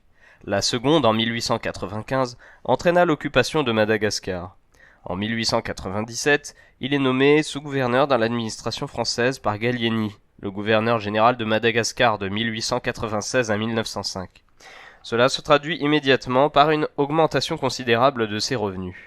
Cette nomination n'est pas le fruit du hasard. Elle récompense cet instituteur qui, on cite, a servi la cause française en guidant les colonnes, fermez les guillemets, lors de la prise de Tananarive en septembre 1895. Pendant quelques mois, le résident général Laroche maintient un régime de protectorat. Joseph Gallieni y met fin en appliquant la loi du 6 août 1896 qui déclarait Madagascar colonie française. Dès sa prise de fonction en septembre 1896, il engagea un bras de fer avec la reine Ranavalona III qui se conclut le 28 février 1896 par l'abolition de la monarchie, la reine étant contrainte à l'exil. La porte est maintenant ouverte pour que les Malgaches puissent servir directement la France, tel est le cas de Joseph Reini Tsimba, dont la carrière sera exceptionnelle. En avril 1897, simultanément à son entrée dans l'administration française, il est promu dans le cadre traditionnel malgache par le directeur Gallieni, qui l'élève au 10e honneur. Ce système hiérarchique, autant civil que militaire, comportait à la veille du conflit franco-malgache 17 niveaux. Le Premier ministre Reinilaya Rivoni, en tant que commandant en chef des armées, était au sommet de la pyramide. Gallieni décide de conserver le système des honneurs. C'est une manière, parmi d'autres, d'affirmer que la France assure naturellement la continuation de l'autorité monarchique. Le Fanjakana. Cela facilite sans doute l'intégration de l'ancienne oligarchie, mais surtout, cela permet de légitimer auprès des populations le pouvoir des nouveaux promus. Ainsi, quelques mois après son intégration comme gouverneur indigène, les supérieurs de Joseph Reinitsimba proposent sa promotion rapide au 11e, puis au 13e en 1903. Honneur pour renforcer son autorité et, entre guillemets, rehausser son prestige auprès des indigènes. Le livre nous place à la suite le brevet de 11e honneur de Reinitsimba, avec un court commentaire. On notera l'effet miroir entre les objets symbolisant la France et ceux qui incarnent Madagascar. Archives nationales de la République de Madagascar. On a donc à droite un sabre français avec un drapeau français et sur la gauche des armes autochtones. Cette promotion est indispensable. En effet, à plusieurs reprises durant ses premières années de service, ses supérieurs soulignent ses problèmes d'autorité car il, on cite, est ova et doit commander des Andriana. On nous précise en bas de page que le vocabulaire employé par le colonisateur est porteur d'ambiguïté. La France parle de la monarchie ova et des ova pour désigner les habitants des hauts plateaux de la région de Tananarive. Le terme approprié pour désigner ce peuple est en fait Mérina. La société Mérina est divisée en groupes statutaires. Les ova sont les hommes libres, en opposition aux esclaves, Andevo. Les Andriana sont les nobles, dans le sens apparenté au monarque, Mpanjaka. Dans la citation ci-dessus, ova est bien employé pour désigner le groupe statutaire.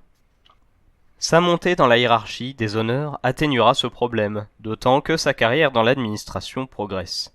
Il la termine comme gouverneur principal de 2e classe, poste particulièrement élevé, qui lui apporte une rémunération annuelle de 5 400 francs. À titre indicatif, en 1905, le personnel indigène de l'administration compte environ 1150 titulaires. Des chefs de canton de 5e classe gagnant 180 francs, aux gouverneurs principaux hors classe au salaire de 6 000 francs. Les gouverneurs principaux sont peu nombreux, et la sélection pour leur recrutement est forte du fait des compétences requises. De plus, ils sont extrêmement surveillés. Les révocations pour faits de corruption sont fréquentes. Dans la pratique, ce personnel indigène se retrouve pris entre le marteau et l'enclume. L'administration leur demande d'assurer un contrôle fort sur les populations. De fait, ils sont extrêmement impopulaires. Mais en même temps, les autorités administratives leur accordent une confiance limitée, craignant de leur part fourberie et double langage. Elles sont donc assez réceptives aux dénonciations de corruption, plus qu'aux problèmes d'abus d'autorité, les deux étant d'ailleurs souvent bien réels. Joseph Reinitsimba n'y échappe pas. Inquiété une fois pour un problème d'abus d'influence, il est cependant lavé de tout soupçon par les services d'inspection de la colonie. Notable au sommet de l'échelle sociale avec, en plus de son salaire, tous les avantages que lui apporte cette situation, sa carrière aurait pu l'amener plus haut encore s'il n'avait été frappé par une mort prématurée à 56 ans, en 1917. Ces problèmes commencent tout d'abord par une mutation mal vécue sur la côte Est, en 1912, alors qu'il n'a jamais quitté les hauts plateaux. Il doit rejoindre Marwan Setra. La province est très isolée. La route côtière, construite mais difficilement entretenue, par le recours aux prestations pour les populations locales, étant coupée par une multitude de cours d'eau que l'on ne peut franchir que par bac. Son épouse se fait son porte-parole en écrivant à l'administration, insistant sur sa situation de père de 9 enfants pour obtenir un poste à Tamatave, le grand port de la côte Est. Bien qu'installé dans une grande ville, environ 9000 habitants dont 3000 Européens, il s'adapte mal. Sa hiérarchie émet d'ailleurs quelques réserves quant au bien fondé de son affectation. On cite « Comme tous ceux de son âge, s'adapte avec peine au pays, à ses mœurs et à la langue. » Fin de citation. À travers cet exemple, nous pouvons mesurer, si ce n'est l'échec, du moins l'aspect illusoire de la politique des races voulue par Gallieni. Plusieurs crises de paludisme détériorent sa santé, qui reste fragile. Il obtient alors, en septembre 1913, un poste à Tananarive, où il travaille au service financier, puis au cabinet militaire de la colonie. En 1916, il est nommé assesseur au tribunal indigène de Moramanga. Les problèmes de santé persistent. En 1917, à Tananarive, il tombe malade et décède brutalement le 26 du mois. Il avait passé 20 années au service de la France. Grand 2, prêtre, une position dans la société coloniale. Ignace Romarozandratana est le 7e de ses 9 enfants.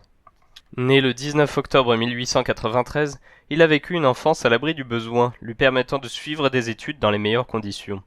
En 1905, il entre au collège Saint-Michel à Tananarive. En application du décret du 23 novembre 1906, régissant l'enseignement privé dans l'esprit de la loi de séparation de l'Église et de l'État, les jésuites doivent fermer, en janvier 1907, la section secondaire qui regroupait des élèves européens et malgaches.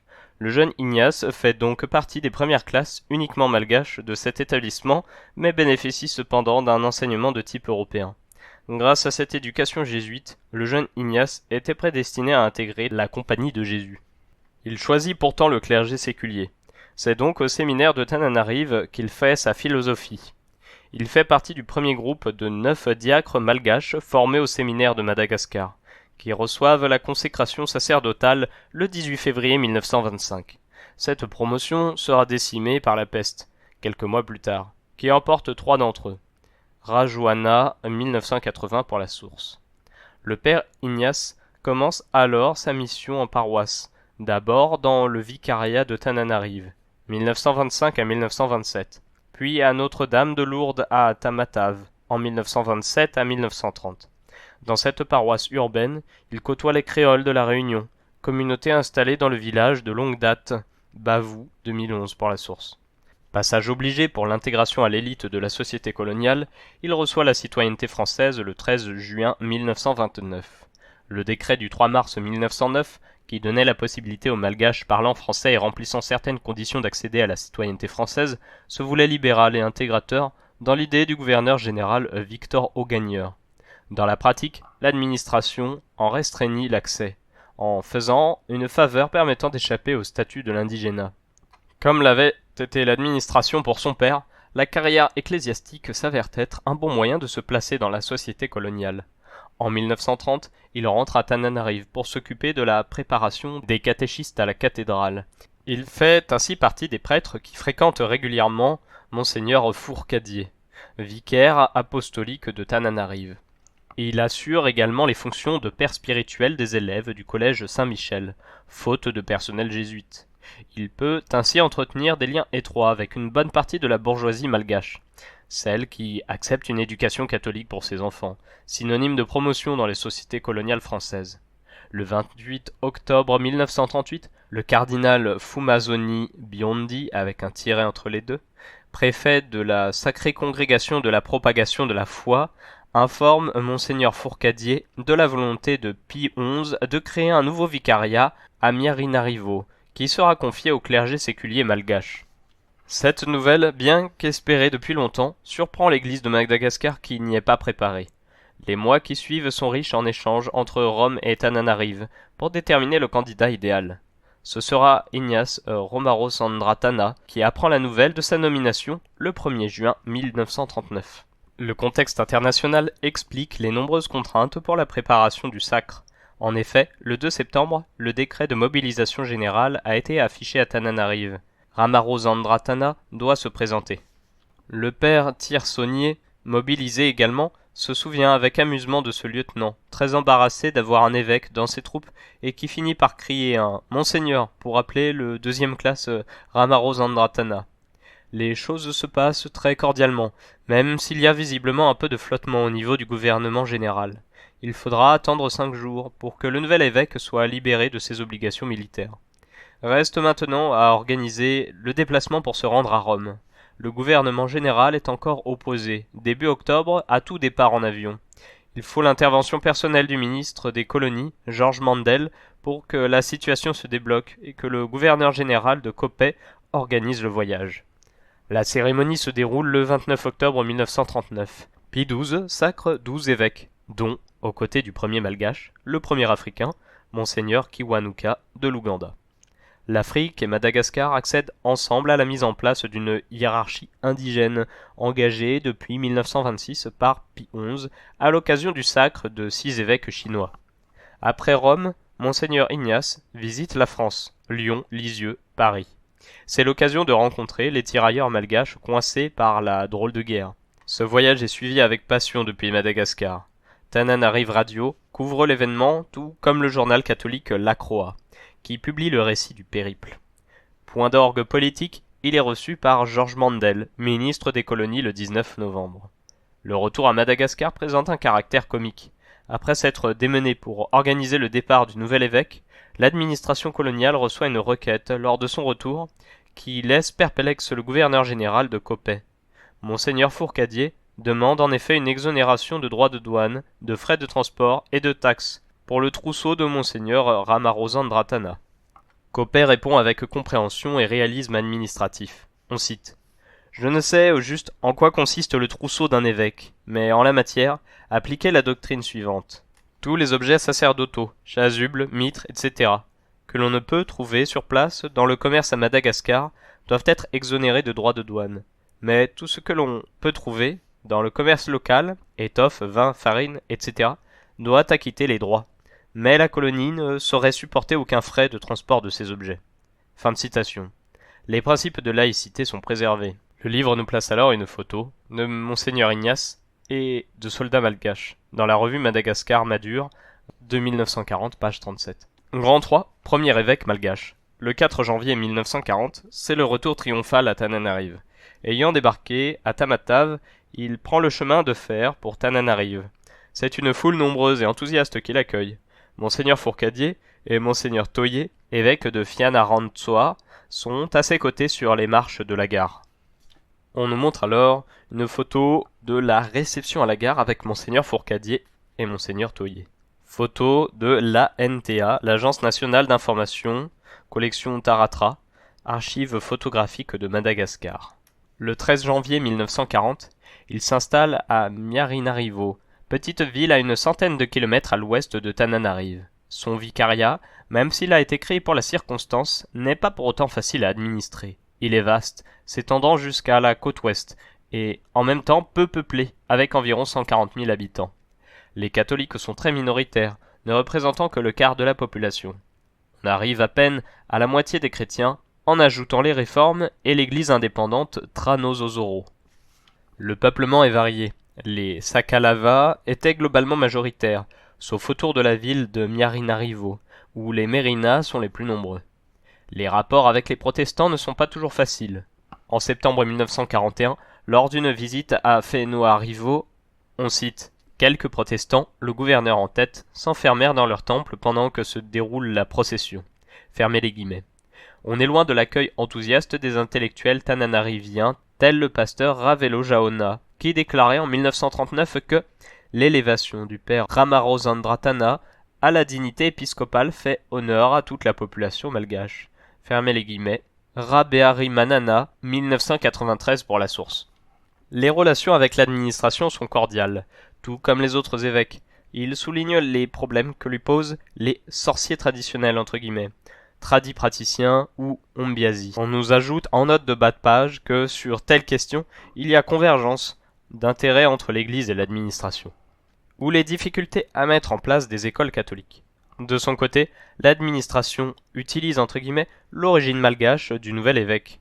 En septembre 1941, le gouverneur général Annette lui demande d'écrire une lettre pour soutenir le moral des tirailleurs malgaches stationnés à Djibouti.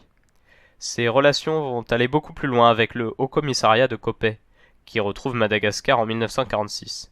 Celui-ci lui demande de poser sa candidature à l'Assemblée nationale, aux élections en 1946, contre Ravo Ahangui, le grand leader nationaliste, pour les élections de 1946. Voir Frémigachi, 2008 pour la source. De Coppet, soulignant ses liens d'amitié avec Ramarozandratana, assure le gouvernement français que l'évêque malgache a accueilli la proposition favorablement. Cette candidature serait soutenue par Monseigneur Fourcadier, assurant l'appui de tous les catholiques. Pour le haut-commissaire, cette candidature est seule capable de lutter avec succès contre le séparatisme anti-français. Fermez les guillemets. Il demande à Marius Moutet d'obtenir l'accord des autorités ecclésiastiques françaises qui donnent un avis favorable. C'est sur injonction de Rome qu'il refuse finalement. Le Vatican estimant que, on cite, le trop petit nombre de prélats indigènes l'oblige à ne pas compromettre ceux qui sont en fonction dans les luttes politiques. Fermez les guillemets. Sur l'émancipation des clergés indigènes, voir Prud'homme 2004 pour la source. Coppet implique de nouveau l'évêque de Miarinarivo en le faisant chevalier de la Légion d'honneur en avril 1947, date loin d'être innocente quelques semaines après le début de l'insurrection. Monseigneur Romaro Zandratana écrivait « Fait demander si en raison des événements, le haut-commissaire maintient son intention de lui remettre la croix de chevalier de la Légion d'honneur. » Fin de citation. La réponse de Kopef fait preuve d'un réel politique parfait. Nous pourrions faire de cette cérémonie une grande manifestation de loyalisme à la cause de la France. Fermez les guillemets.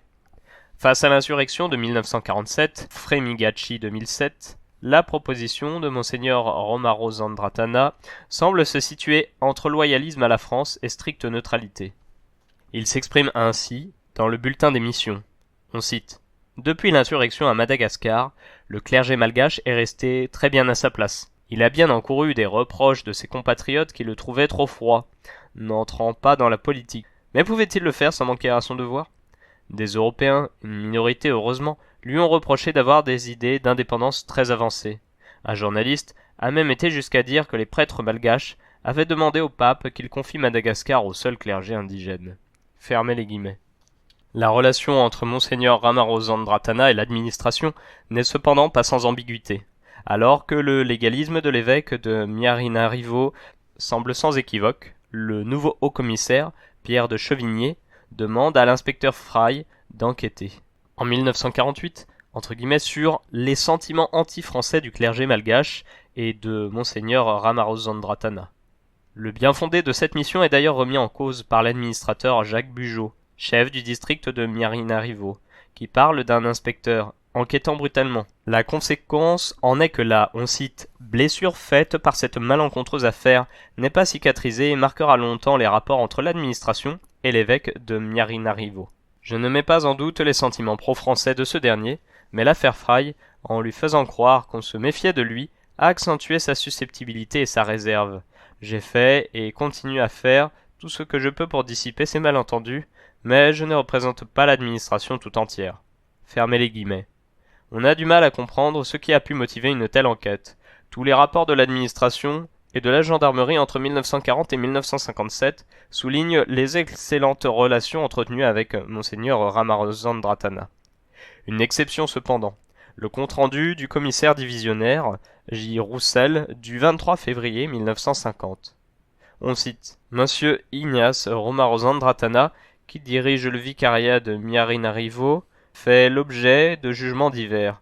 Certains le représentent comme pro-français, d'autres, et sûrement les mieux éclairés, comme nationalistes très dangereux, mais qui ne se démontrent pas et s'efforcent d'entretenir des rapports cordiaux avec l'administration. Il est très soutenu par le père européen résidant à Ambato-Mandjaka. Les pères indigènes du vicariat sont presque tous anti-français et soutiennent les nationalistes d'Analavori, avec qui ils ont plus ou moins de contact. Fermez les guillemets. Rapports isolés, certes, mais qui soulignent que pour certains Français, y compris au plus haut niveau, les Malgaches, même parmi l'élite francophile, ne peuvent être que suspects au sein de la société coloniale. Mais ce rapport relève une autre question, celle des sentiments anti-français, des prêtres malgaches. Le rapport politique de 1945 regrette le manque d'autorité de Monseigneur Romaro Zandratana envers ses prêtres et les membres du syndicat chrétien, trop revendicatif et opposé aux autorités françaises.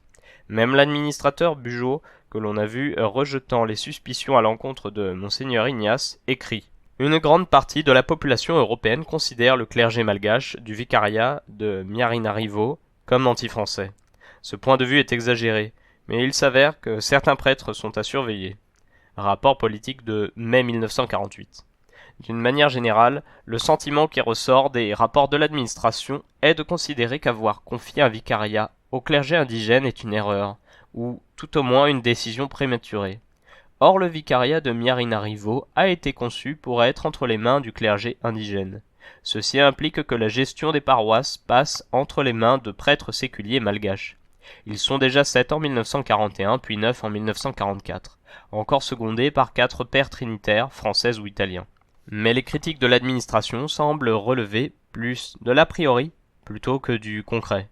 En effet, seulement 2 prêtres sont désignés dans les rapports avec des griefs précis. Il s'agit du père Ramboa Salama, on lui reproche de s'opposer au recrutement de main-d'œuvre pour des travaux hydrauliques. La question de la réquisition de la population est toujours sensible. Le rapport de synthèse de 1950 résume bien la position de cette administration locale, faite autant de condescendance pour Monseigneur Ramorenzandratana que de mépris pour les Malgaches. On cite « Toujours de bonnes relations avec Monseigneur Ramorenzandratana, incontestablement bien supérieur aux autres membres de la mission, qui ne doivent pas lui épargner les difficultés intérieures. Fait incroyable, la modestie, qualité première enseignée par le catholicisme, fait très souvent défaut chez les missionnaires malgaches. Ceci, et d'autres petits faits, font conclure que l'expérience de ce vicariat entièrement malgache est prématurée. Cela pourrait amener des orthodoxies regrettables. » Fermez les guillemets. Quand les principes édictés par les Occidentaux vont à l'encontre des intérêts des autorités coloniales, l'argument reste toujours de dire que les indigènes sont immatures pour les respecter.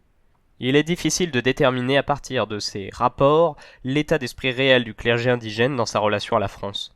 Ces derniers mettent cependant bien en évidence la résistance des échelons intermédiaires de l'administration coloniale à toute forme d'autonomie de l'indigène, quel qu'il soit.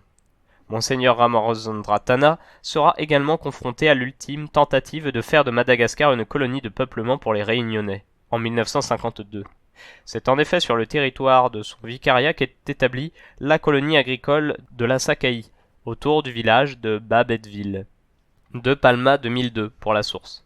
Il s'agissait d'installer des familles réunionnaises sur cette « terre promise » entre guillemets malgache. Il paraîtra sans doute incongru aux autorités coloniales et plus encore aux politiques réunionnais, porteurs de ce projet, de placer tous ces créoles sous la tutelle d'un évêque malgache.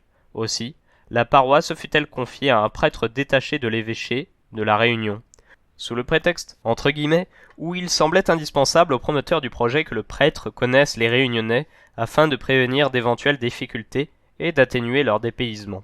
Fin de citation. De telles précautions n'avaient jamais été prises ailleurs pour tous les créoles mauriciens ou réunionnais, pourtant nombreux sur la côte est. Grand 4, vers la modernité, les années 1950. Le communiqué des vicaires et préfets apostoliques de Madagascar à tous leurs fidèles de 1953 est un coup de tonnerre à Madagascar. Le titre 4, Problème de l'indépendance, se termine ainsi. En conclusion, nous reconnaissons la légitimité de l'aspiration à l'indépendance, comme aussi de tout effort constructif pour y parvenir. Mais nous vous mettons en garde contre les déviations possibles, spécialement contre la haine, qui ne peut trouver place dans un cœur chrétien. Fermez les guillemets. Le nom d'Ignace Ramorenzandratana est le premier de la liste des 11 signataires. Monseigneur Sartre souligne dans ses mémoires l'insistance de l'évêque Miarinarivo à utiliser le terme « indépendance », sans lequel le communiqué n'a plus de portée. Cependant, dans la défense de ce texte, c'est Monseigneur Sartre qui monte en première ligne. Il ne faut pas trop exposer Monseigneur Ramorenzandratana. C'est ce que confirme le rapport politique d'avril-mai 1954 de l'administrateur de Miarinarivo. On cite « Rien de particulier, à part cette attitude réservée du clergé malgache, à la suite de la réaction au manifeste des évêques. Cette réserve se manifeste d'ailleurs de façon assez négative, et plutôt par un souci de maintenir malgré tout de bonnes relations avec l'administration. Monseigneur Ignace Ramorenzandratana a tenu à assister, comme par le passé, aux manifestations du 8 mai et les cérémonies religieuses ont eu lieu avec le cérémonial ordinaire.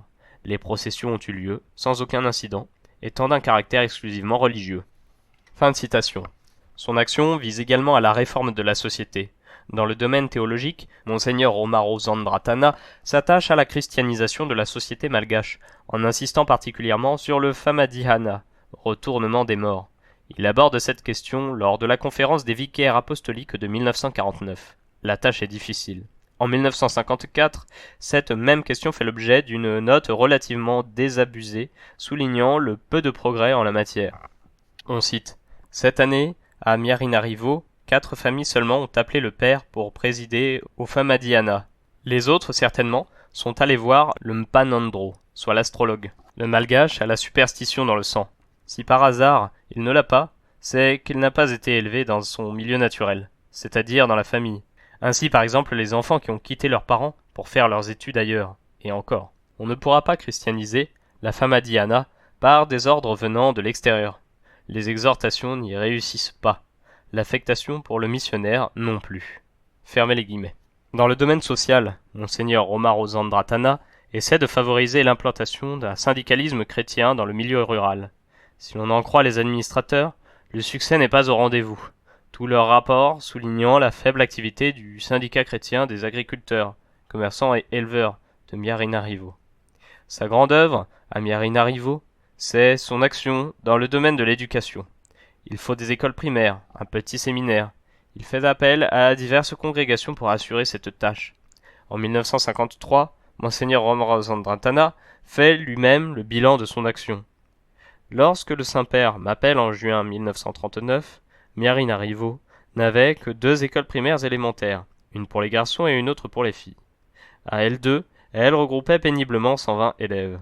En arrivant dans mon vicariat, mon premier soin fut de construire des locaux scolaires plus conformes aux règles de l'hygiène. Mais l'œuvre était capitale. Je réussis en 1943 à fonder les fondations d'un grand collège destiné aux garçons. Les 60 élèves du début sont devenus 150 maintenant, dont plus de 60 pensionnaires. L'école de filles est passée de 50 élèves au début à 200 maintenant. Fermez les guillemets.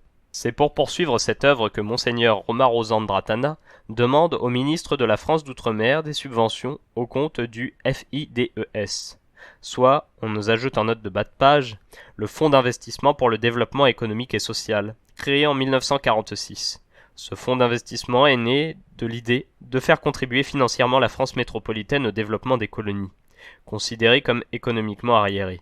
Voir C.L. Liozou, Dictionnaire de la colonisation française, Paris, Larousse, 2007, pour la source. Les demandes de subvention valent pour le collège Saint-Ignace, primaire supérieur de garçons, et pour le collège technique féminin de l'Immaculée Conception, enseignement ménager, école de couture et de coupe. Les rapports de l'administration évoquent également les diverses demandes d'ouverture de garderies et d'écoles dans les campagnes du diocèse.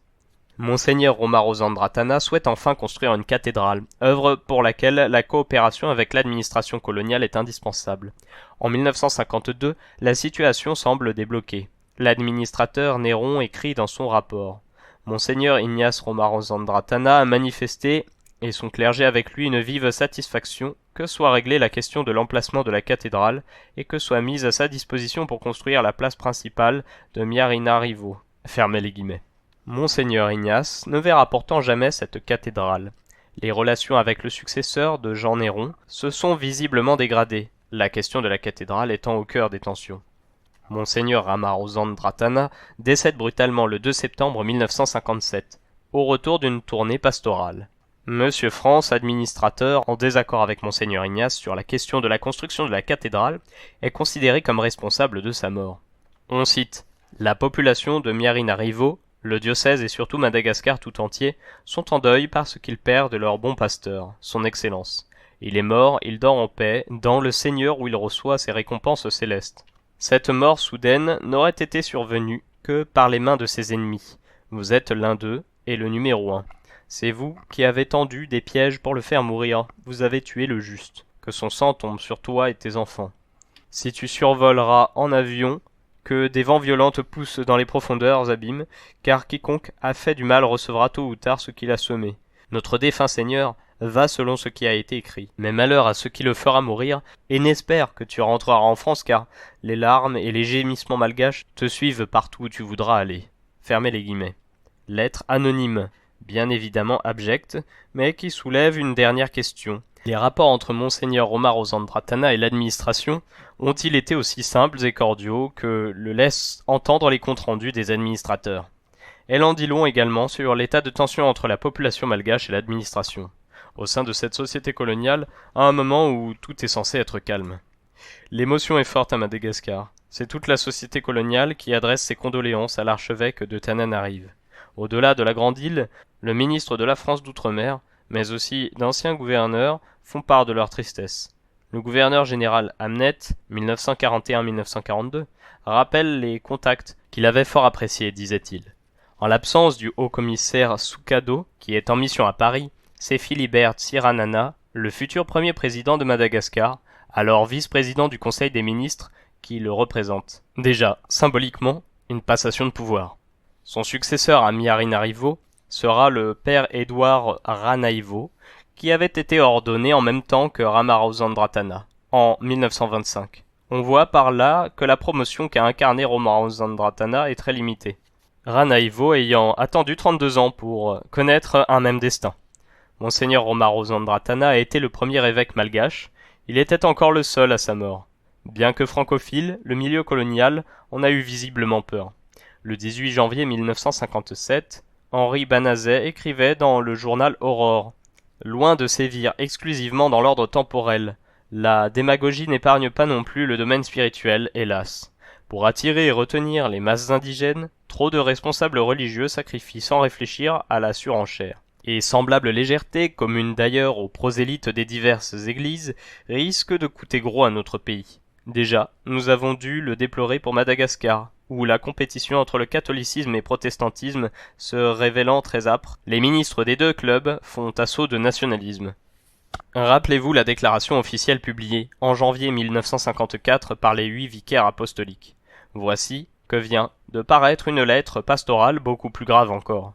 Elle ne se contente pas en effet, comme la précédente, de reconnaître aux Malgaches la légitimité des aspirations nationales. Elle souligne qu'ils ont non seulement le droit, mais le devoir de promouvoir l'indépendance du pays. Saurait-on mieux justifier la rébellion ? Peut-être, imaginez-vous que cet extraordinaire document a pour auteur l'unique évêque autochtone, Monseigneur Romaro Zandratana ? Nullement, il est l'œuvre de son collègue d'Antsirabe, Monseigneur Claude Roland. On croit rêver, ou plutôt vivre un cauchemar. La révolte de mars 1947 a laissé de sanglants souvenirs. Nous ne voulons pas la voir renaître 10 ans après. Fin de citation, Loupo 1975 pour la source. Si l'auteur regrette in fine que cette prise de position soit le fait d'un évêque français, on voit bien qu'il considère que cela ne peut être a priori que la position de l'unique évêque autochtone. Monseigneur Romaro Zandratana représente une église clairement malgache, ce qui ne signifie pas une église militant contre la France ou pour l'indépendance. Il est de cette génération qui a été élevée durant la colonisation et qui doit préparer l'indépendance. De cette église qui sait que, pour durer, elle doit devenir nationale, sans pour autant rompre brutalement avec la France. Prud'homme, 2004 pour la source.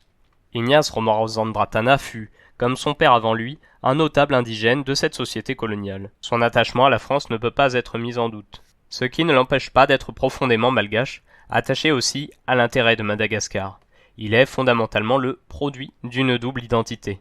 De fait, toute une partie de la communauté française, y compris au sommet de l'administration, ne pourra s'empêcher de le voir comme un suspect potentiel.